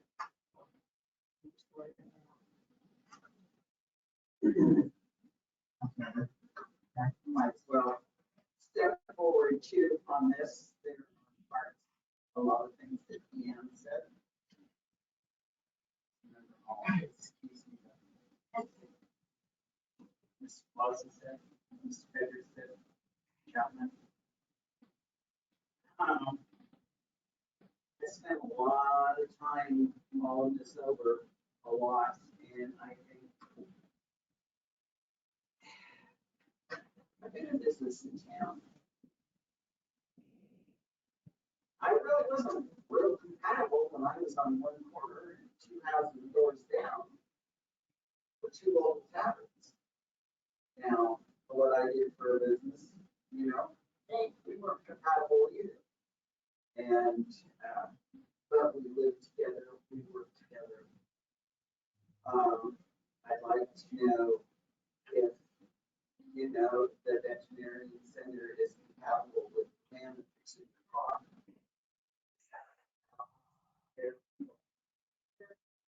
Think about a lot of this. I know you spent a lot of money on buildings, businesses. Be proud of your businesses, continue forward with them, service your community, and move forward. Is it a proper place for an RV park?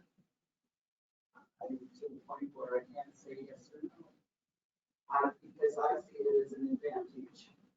We're building a multi-million-dollar sports complex on the hill. That's going to bring dozens of people to town. They're going to come with their trailer because they're going to stay a couple of days. They want some place to stay. I'm sorry if you don't like what I'm saying, but do you all know who lives in your neighborhood? Is the sex offender there? Is the crook there? Do you know who they all are? I had one who lived across the street. They didn't know.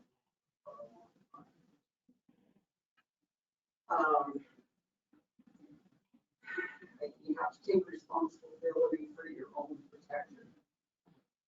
I come from a law enforcement house. I have my guns in my house. I always protect myself. They not like that either. But learn to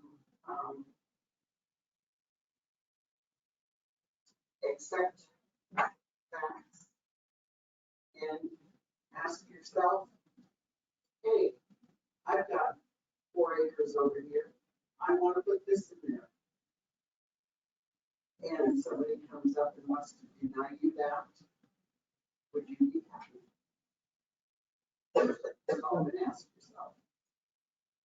I've lived in this town. I care for this town a lot. More than you. It's a passion in my heart. So, and it comes down to the question right now is if our hearing examiner was right in his work, and that's what we'll be choosing. Our own personal thoughts and endeavors have nothing to do with that, right?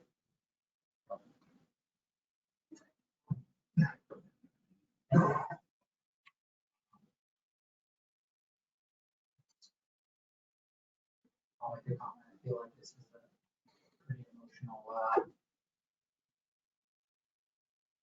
Going on here, I feel like it's deserved that.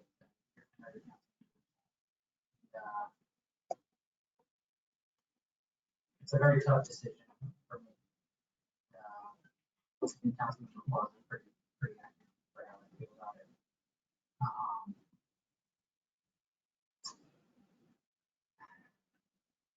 It's a struggle for me. I think the hearing examiner did the job very well.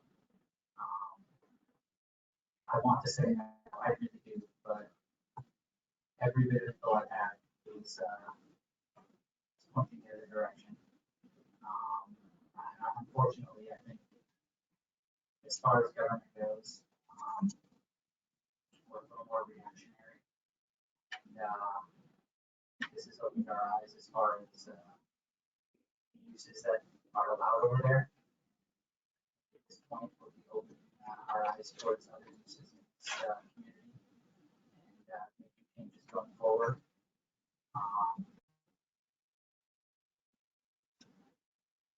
So it's a tough decision.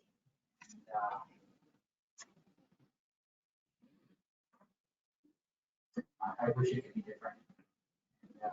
I wish that there was more facts that would back up be able to make that decision.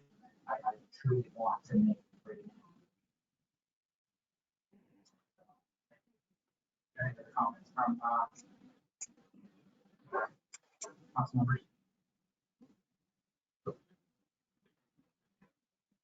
Okay. Take the roll. Councilmember Holland?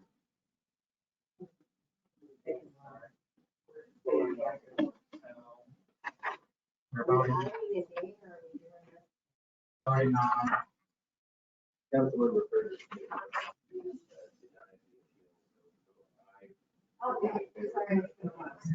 this over clear.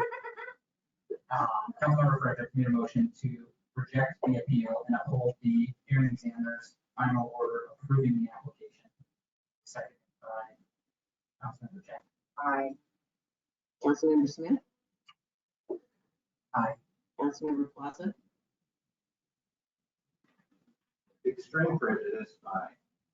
Councilmember Graham? Aye. Councilmember Fredericks? Yes. Councilmember Rounds? No. Councilmember Chapman? Aye. Motion carries 6-1.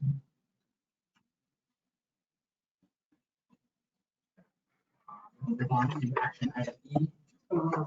Sorry, can you check that number 16 before you move on? Absolutely.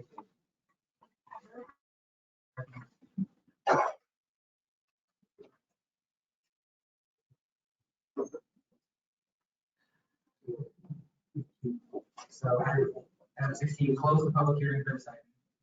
So you just want to read through.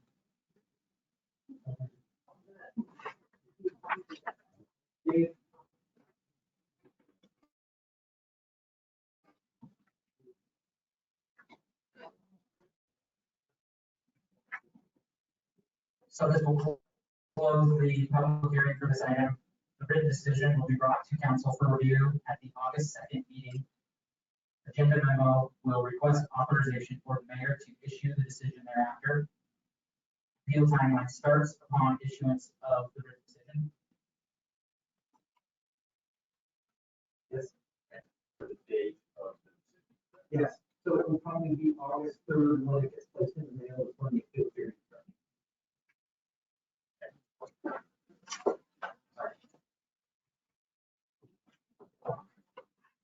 So we will move to action item E. Move it. Oh, sorry. I said it. Come on. We're getting through this. It's out of it. Authorize mayor to sign an interlocal agreement with Lower Columbia Swap for armor vehicle purchase and maintenance. Move to approve action item E. Motion to approve. Plaza, seconded by Chapman. Any discussion? Councilmember Plaza? Yeah, this is for people that don't know, this is an agreement with services are ever needed in our area, they will respond, and it comes with an extremely affordable price tag of just a little over $100 a year, right? Is that much? That was one. Yeah, so it's worth it. As long as our state government allows us to still continue using that. But until that time, we will use them if we need to. Becomes a big black truck.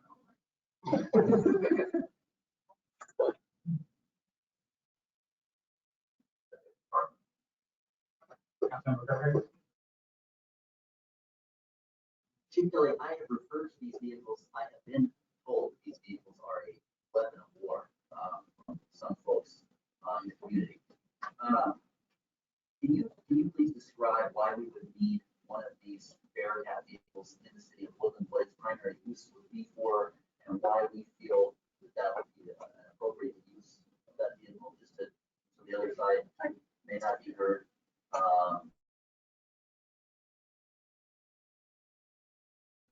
Under the definition, with the new RCW, this is not a weapon of war, or considered a military vehicle, otherwise it would be banned.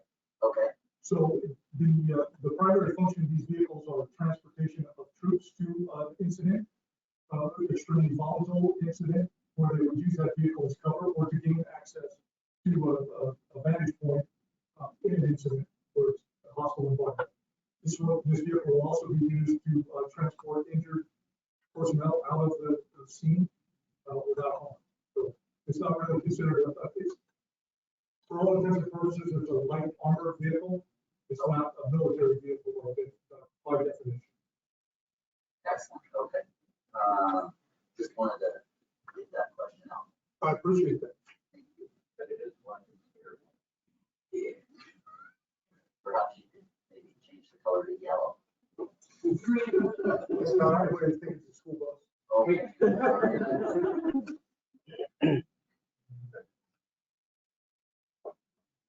Any further comment? Take the roll.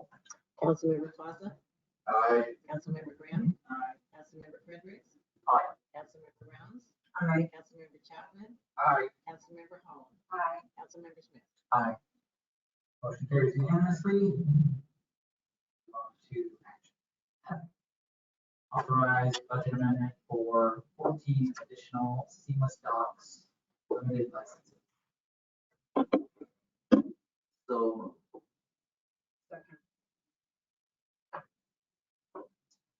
Motion to approve budget amendment 14 by Councilmember. All right. Action item F, authorize budget amendment 14. yes, for 14 additional seamless docks.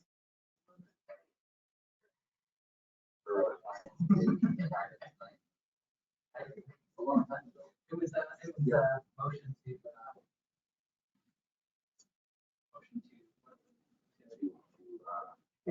do pass. Motion, that's right. Yes. It was a motion, sorry, authorize budget amendment 14 additional seamless docks limited license.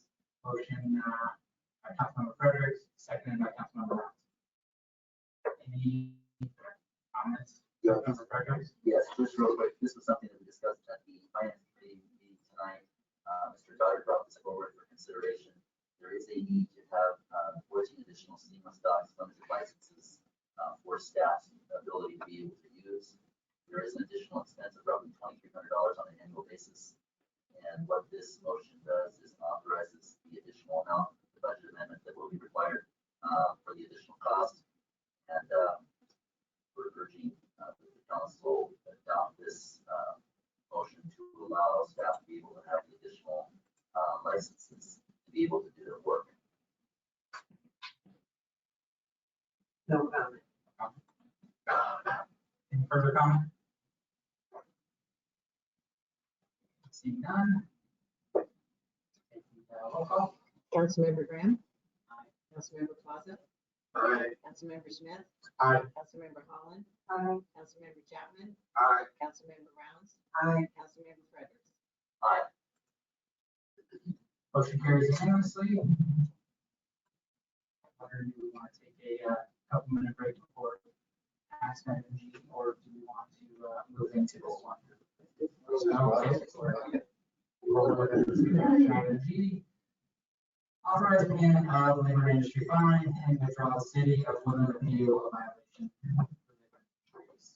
I move to authorize the payment of the labor and industry fine in the amount of $1,200 and withdraw the city of Woodland appeal of violation.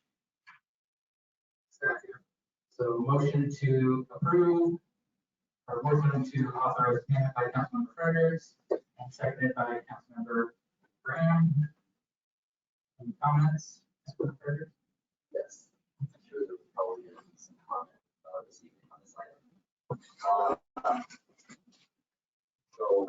Mine is probably not going to be as long as Councilmember Plaza's. For a minute or two. So a little bit of history on this. The city of Woodland received a citation in the amount of $1,200 against the city for a serious violation of emergency proclamation 20-25.7 on March 17th of this year. I'm going to use the word serious. Serious violation. I believe that this is a serious overreach of the Washington Department of Labor and Industries. First, I would say that the Divisional of Occupational Safety Health Inspector states the following in the citation. The city of Woodland provided council members with a facility to use for their meetings and required their employees to attend in person to assist with logistics. This is blatantly false. No city employees were ever required to attend city council meetings. City employee was to come in and set up the computer for go-to or Zoom meetings, but these employees were never ordered, required, or forced to do that. They did so on their own accord and could have refused to do so if they felt unsafe at any time. In addition, they could have requested a reasonable accommodation, and I believe that actually happened at one point. Even if they had been required to do the setup, that process was completed before the start of city council meetings, when very few, if any, people were present. Second, on the invoice itself, a summary of assessed penalties due, they admitted that the city had corrected any alleged violation, yet still chose to fine the city. This is further supported by their own compliance manual, the Washington Department of Labor and Industries, Section 8, Paragraph E.40, elements for offense, which reads, bullet point 1, if an exposing employer meets all the following offenses, the employer will not be cited. 2, the employer did not create the hazard. Bullet point 3, the employer did not have the responsibility or the authority to have the hazard corrected. The employer did not have the ability to correct or remove the hazard. The employer could demonstrate that the creating, controlling, and or correcting employers as appropriate have been specifically notified of the hazards to which his or her employees are exposed. The employer has instructed his or her employees to recognize the hazard, where necessary, inform them how to avoid it and dangers associated with it. And where feasible, the exposing employer must have taken appropriate alternative means of protecting employees from the hazard. Now, obviously, the city did not create COVID-19 or force any employee to attend any of the city council meetings. The city does not have the authority to remove any city council members from a meeting. The city does not have the authority to force a council member to wear a mask, especially when two have medical reasons and are exempt from wearing one, as outlined in Governor Inslee's proclamation 20-25.7. I believe that the most the city should have received in this case was a warning. And it really also makes you wonder. In fact, the inspectors had to comb through 7 months of city council video to find their aha moment. The fact that the inspectors raised questions during their interview process about legislative action that was already taken by this council regarding Resolution 723, which passed the body back in June. What does this prior legislative action do? Why did they need to have a discussion? Why was that part of the discussion? Make no mistake about it, this isn't about the health and safety of city of Woodland employees. This is about fear and intimidation. How dare you push back against their directives? This is an agency that is doing the bidding of their boss, Governor Inslee. This is a serious overreach by the Department of Labor and Industries. I'm very concerned about this. because I do believe this is an overreach by the Department of Labor and Industries. Having said that, I don't believe the taxpayer should be on the hook for this fine. Therefore, will be presenting a cashier's check payable to the City of Woodland's General Fund, a donation in the amount of $171.42, which is 1/7 of that fine. I will give this to the clerk. And also, this is, in my opinion, one of those fines that I would suggest paying in loose pennies at the L&I office in Olympia to make a point. Do you have pens? I don't, not to you.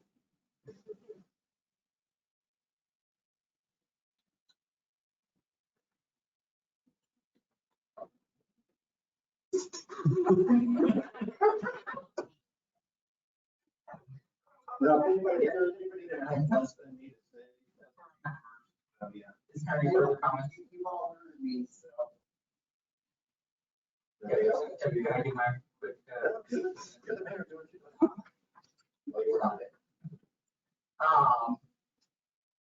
know, when it comes to this fine, I had some trouble with it. I don't think it warranted a fine. The council up here voted to go back to in-person meetings.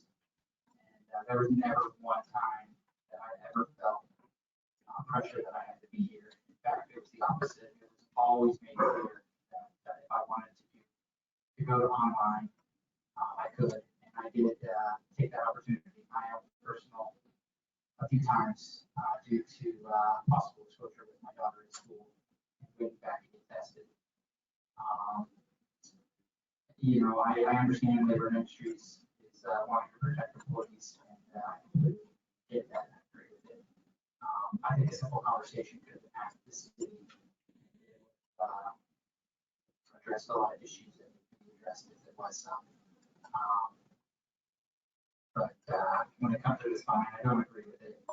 But I think it's time to put this to rest. Yeah. This.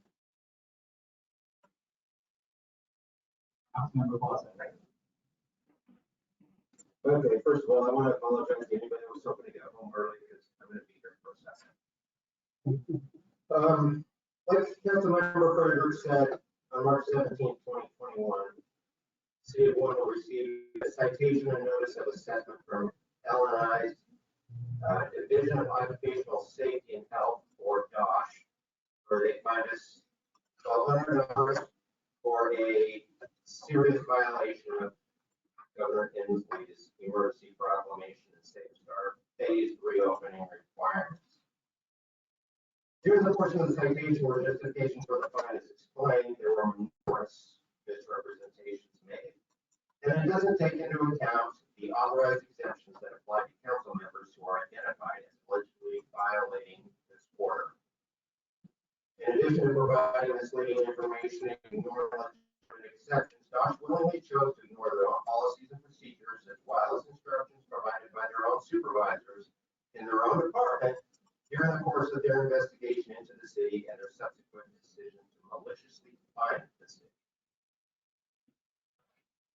In the citation of notice of assessment, the DOSH inspector who conducted the investigation down here claimed that the City of Woodland employees are documented exposed to the potential spread of COVID-19 while attending public city council meetings with council members who weren't wearing facial coverings at all times.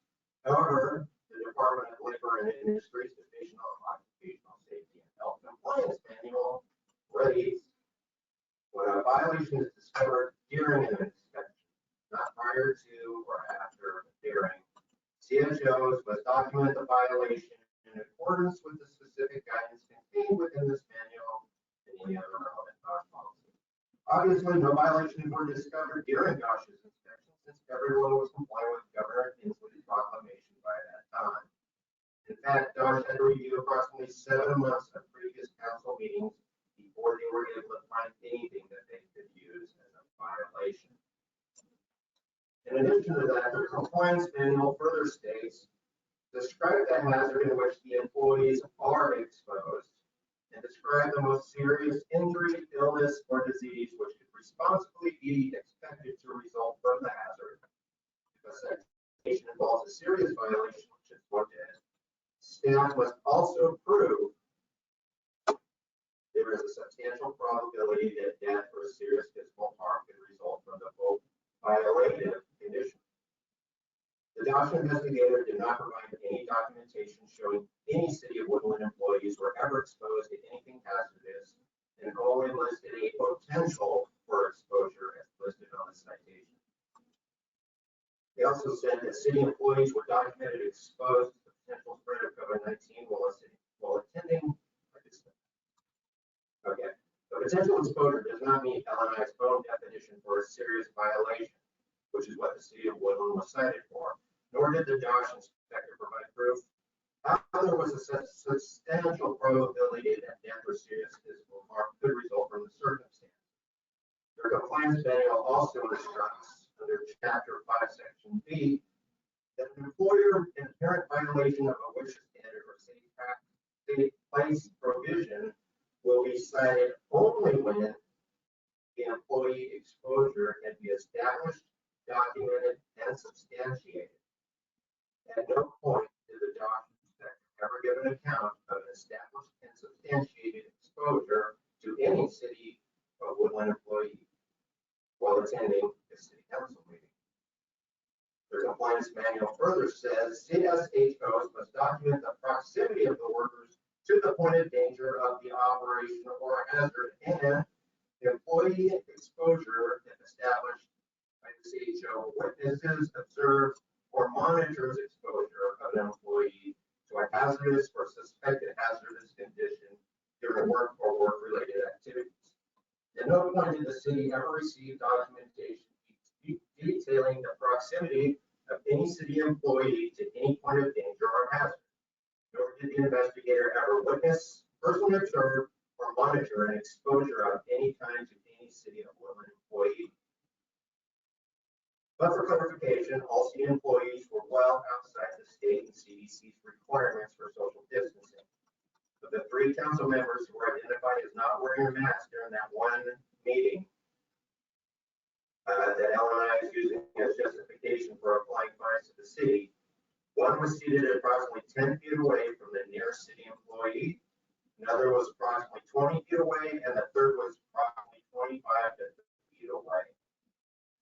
Considering that all city employees wear face masks substantially outside the governor and CDC social distancing requirements, it should be clear that there was never any exposure to a legitimate hazard of any kind to any City of Woodland employees.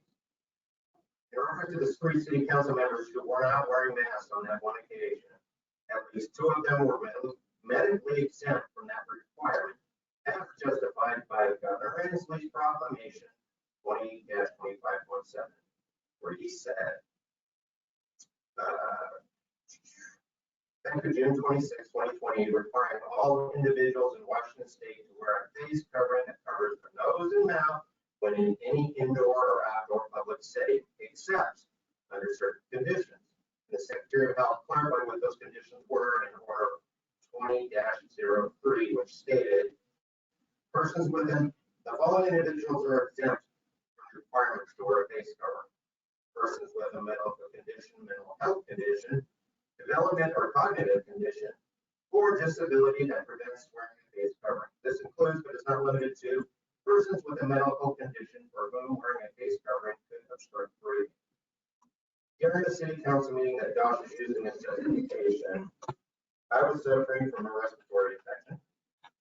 And Councilmember Graham, I believe, also had a medical condition that allowed her not to be required to wear a mask. And the final council member's seat was more than 25 feet away from the nearest city employee, well outside of CDC and state guidelines.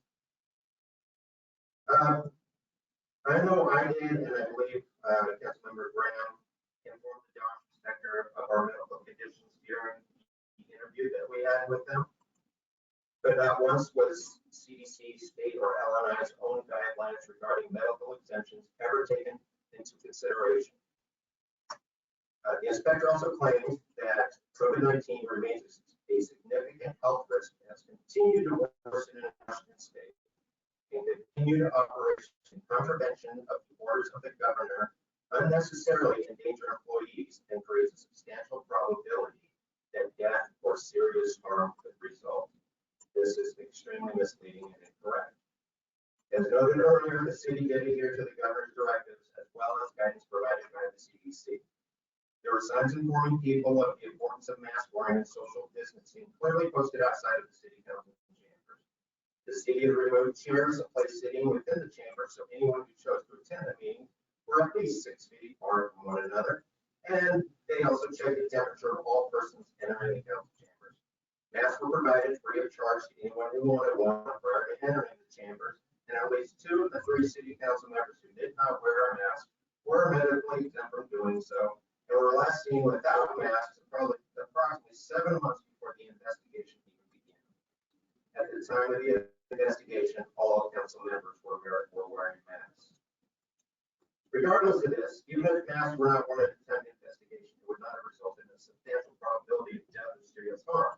According to a study conducted by the New York City Health Department, the fatality rate for people aged between 40 to 69 years old, which is about the average age range of the city council and city employees who were present during that time, was found to be 0.04% and 3.6%, resulting in a survivability rate of 97.4 to 99.9.6.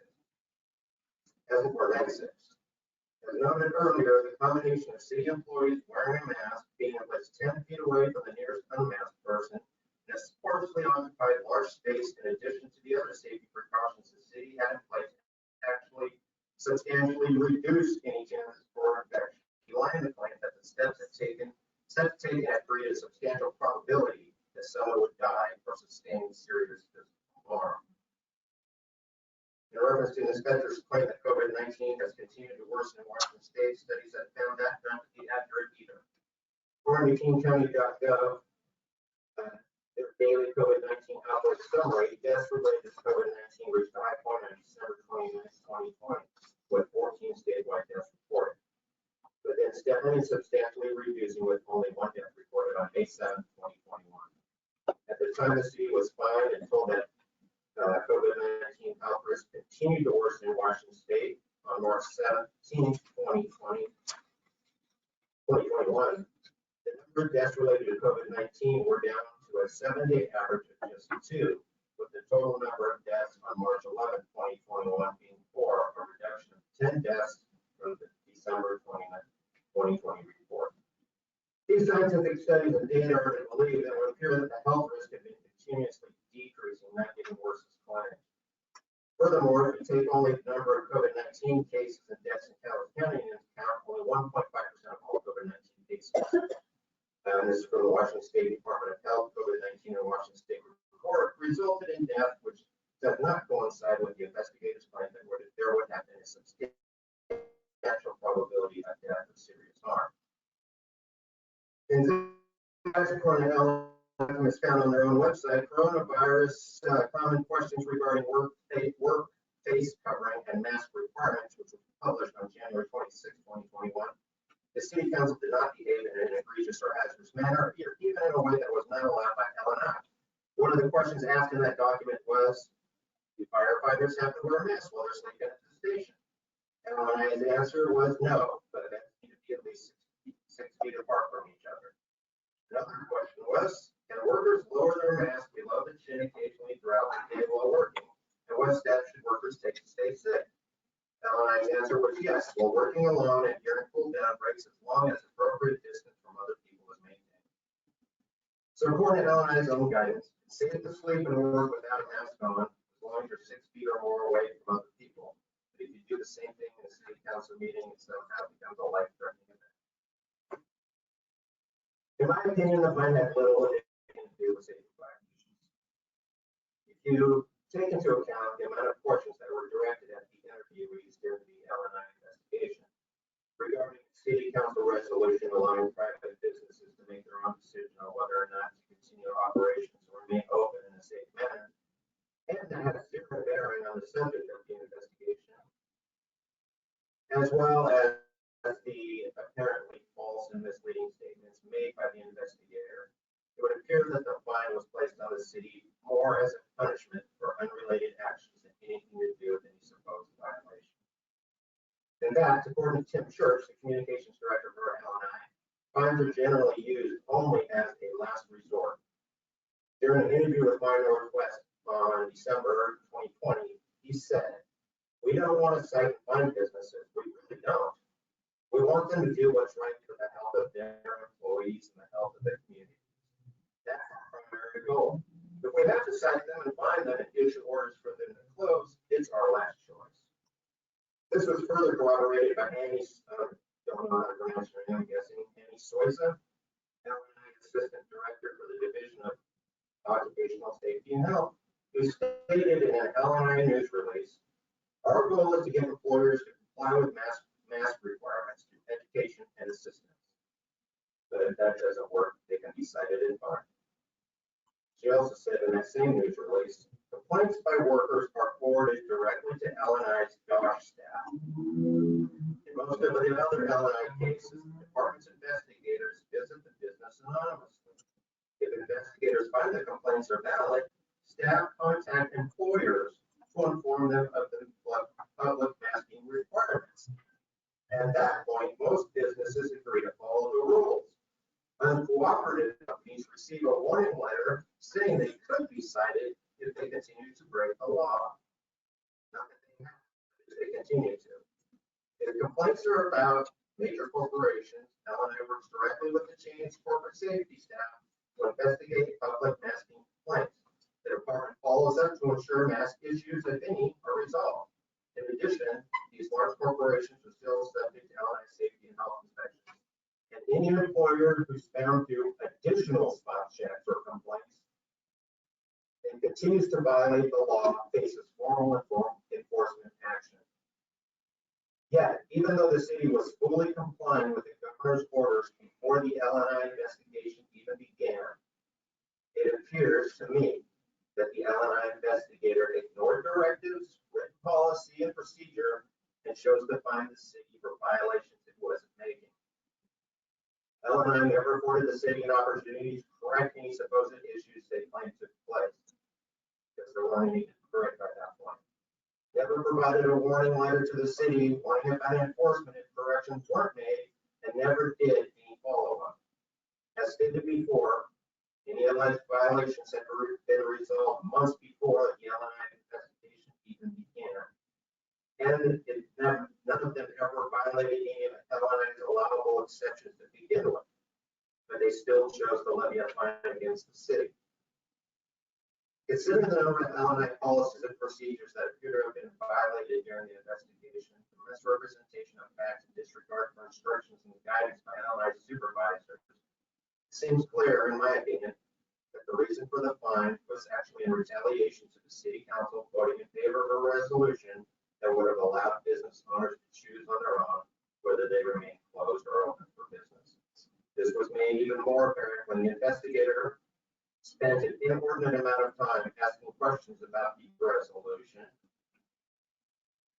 that the city council had passed, and then said that the city council, quote, "doesn't have the authority to question anything the governor orders."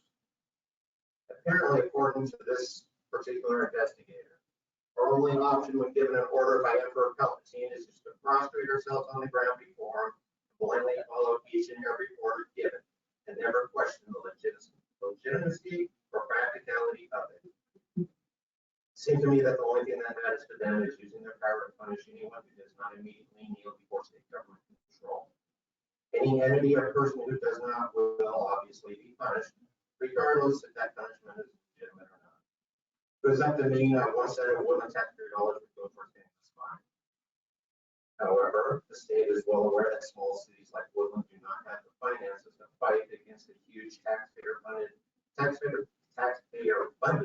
agency like theirs, so they need to pick and choose the winners and losers, and will continue to do so regardless of how many businesses are destroyed and jobs and livelihoods are lost in the process, or if there's even any truth behind their accusations at all. That being said, yes, I'm identified with.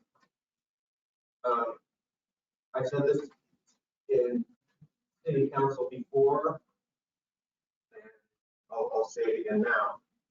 I don't think it's the taxpayer's responsibility to pay a fine for something I did, whether I think that fine is justified or not. So like Councilmember Fredericks, I too will be donating. I don't have a check on hand to make a statement with, but I will be, yeah, I will be donating my portion, the same amount as Councilmember Fredericks, to the city's general fund donation. That first opportunity. So, thank you.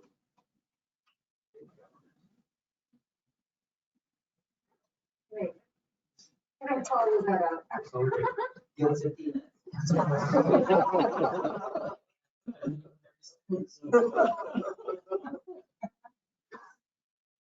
clearly I have a mask on, and so I was not part of the interesting conversation about any of it. What I remember is the Daily News came in and took a picture. Because there was this random lady who comes in and says, oh, we're all looking at her. She's like, oh, I'm spectating picture. Okay, so she ran around the back and took pictures because no one was in here but us. And then a couple days later, I discovered we had been fined because it was in the Daily News. So that's how I found out about it. Which I thought was kind of interesting. That if we're in violation, again, like Mr. Fox said, if you're a business, they meet with you and you get an opportunity to correct your behavior. And I mean, I think we all found out because it blew up on social media.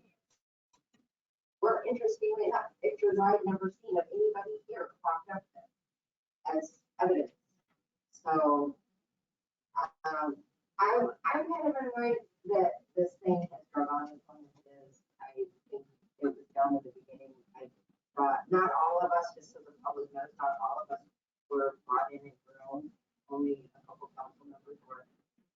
But Ellen and I did determine the safety factor of our council meeting being called in person. I've also found it interesting for this entire thing is that the state law says that on Saturdays I can stand a foot away from hundreds of people in the grouping, and that's totally safe. I'm totally safe because I wear a mask. But if I come here and I sit and continue to cause my rounds, I'm going to kill her or she's going to kill me. So that's been my issue for this. I've been confused. I have done my best to follow all the rules when I'm at work, when I am out in action, when I'm in this building.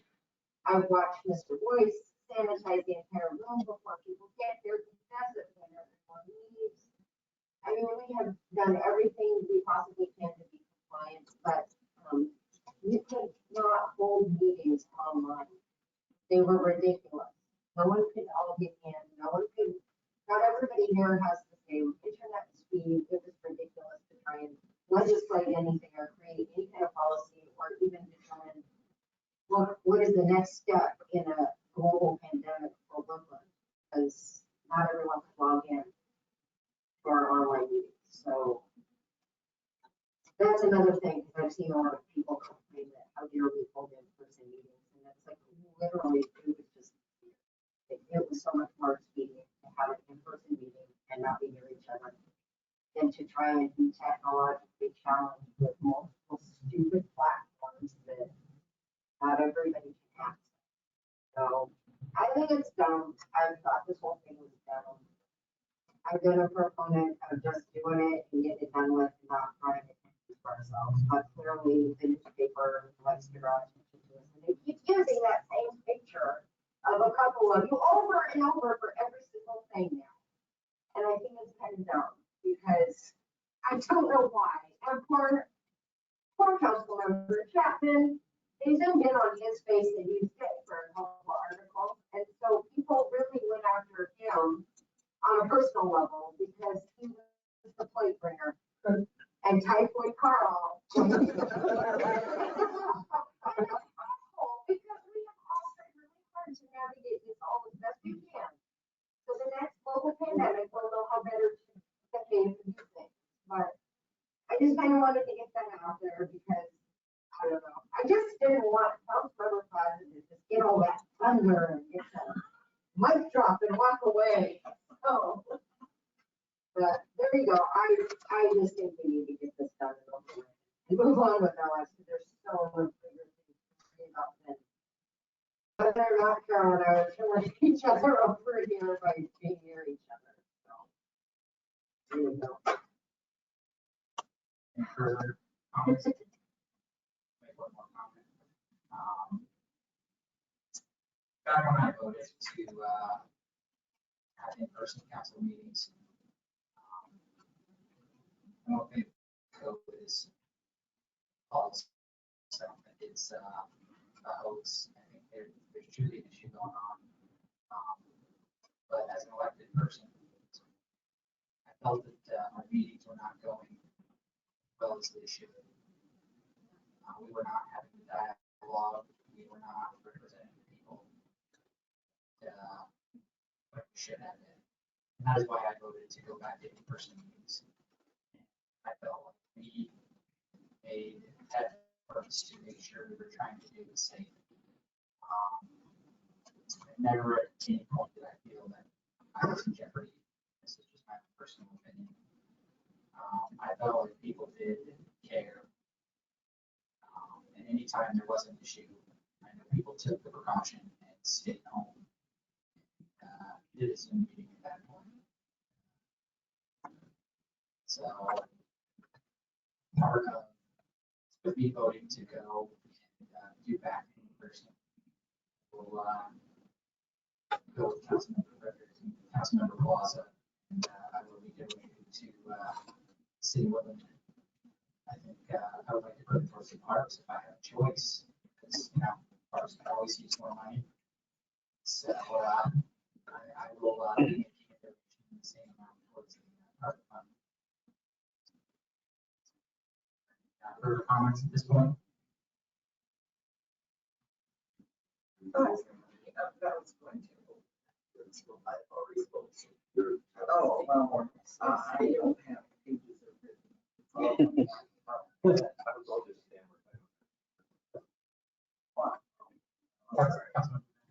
Well, as being part of the three without mask situation, it was nice free. Nobody knows what your medical situations are, why I had taken it off. But if I recall that I asked Councilman Fredericks and Fredericks, Stephen, all the time. And Ms. Lawson, she was and then I didn't. It was, we were being responsible adults. And,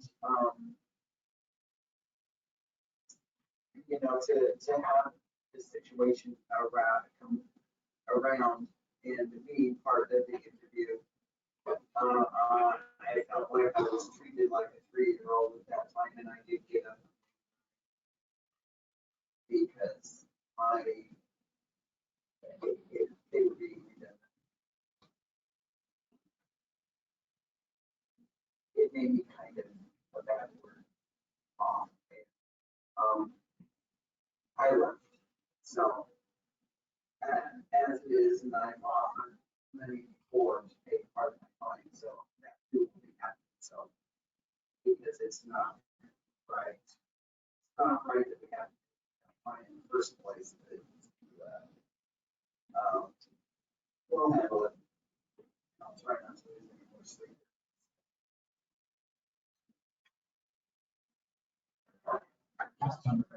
My hope is that the Daily News is also watching this. They have done an article already. My hope is that they will do a follow-up article of this, because I think the rest of the story needs to be told, so I hope they do their job here in this case.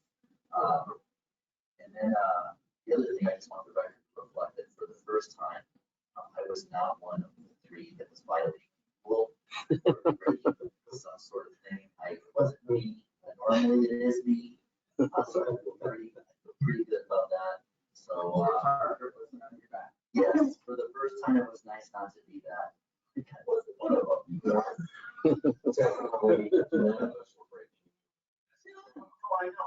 know what you're referring to, but, you know, I wasn't breaking the rules of the kingdom. No, you weren't. I agree. I don't have a gold star, Mr. Frederick, but you.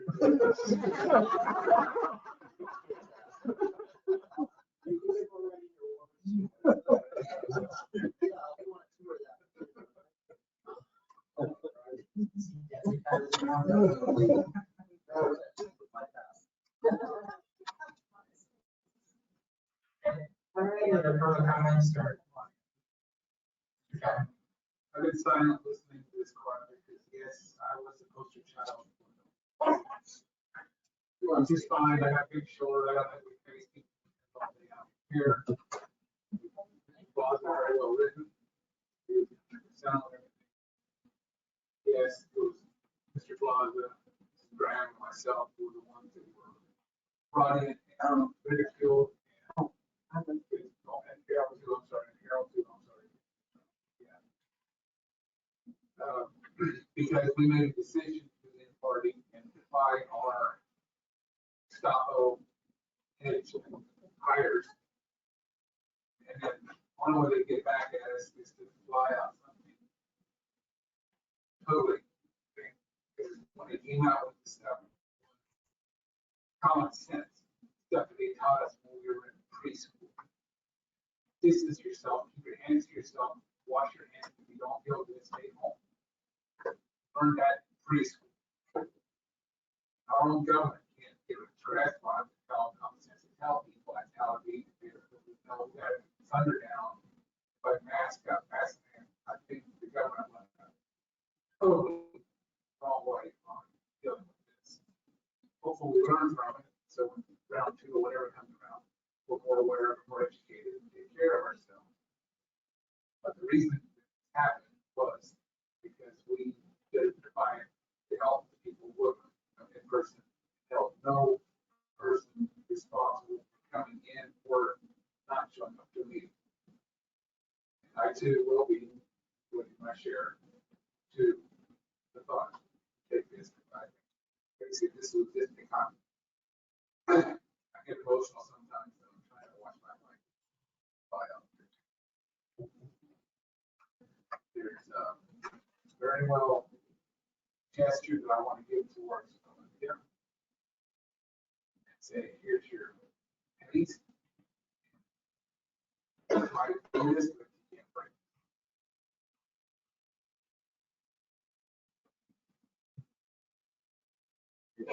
Any further comments? Yes, that one's we'll move to the vote. Take the roll. Councilmember Graham? Councilmember Plaza? Aye. Councilmember Smith? Aye. Councilmember Holland? Aye. Councilmember Chapman?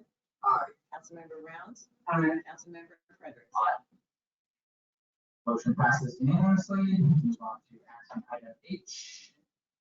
Ordinance number 1488, amending Woodland Municipal Code 2.88 regarding maintenance of index of records for public disclosure. First reading. Move adoption of ordinance number 1488, first reading. Second. Motion by Councilmember Frederick, seconded by Councilmember Plaza. I have no discussion.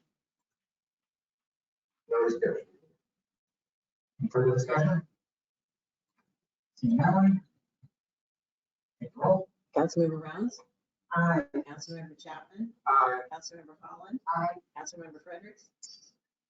Aye. Councilmember Smith? Aye. Councilmember Plaza? Aye. Councilmember Graham? Aye. Motion passes unanimously. Moving on to action item I. Ordinance number 1489, adopt budget amendment for second quarter 2021, first and final reading. I make a motion to approve ordinance 1488. Second. Motion to approve ordinance 1489 by Councilmember Rounds, seconded by Councilmember Fredericks. Rounds. And clarify, this is a first and final reading. There will not be another reading on this item. These are the second quarter 2021 budget amendments. They were reviewed at the finance committee this evening, and we requested this be moved forward with the due pass recommendation. recommendation of the full body. Any further comment? Seeing none, take a roll. Councilmember Slosson, Aye. Councilmember Graham, Councilmember Smith, Aye. Councilmember Holland, Aye. Councilmember Fredericks, Aye. Councilmember Rounds, Aye. Councilmember Chapman. Aye. Motion passes unanimously. This will move us to the adjournment. Motion to adjourn, 9:47.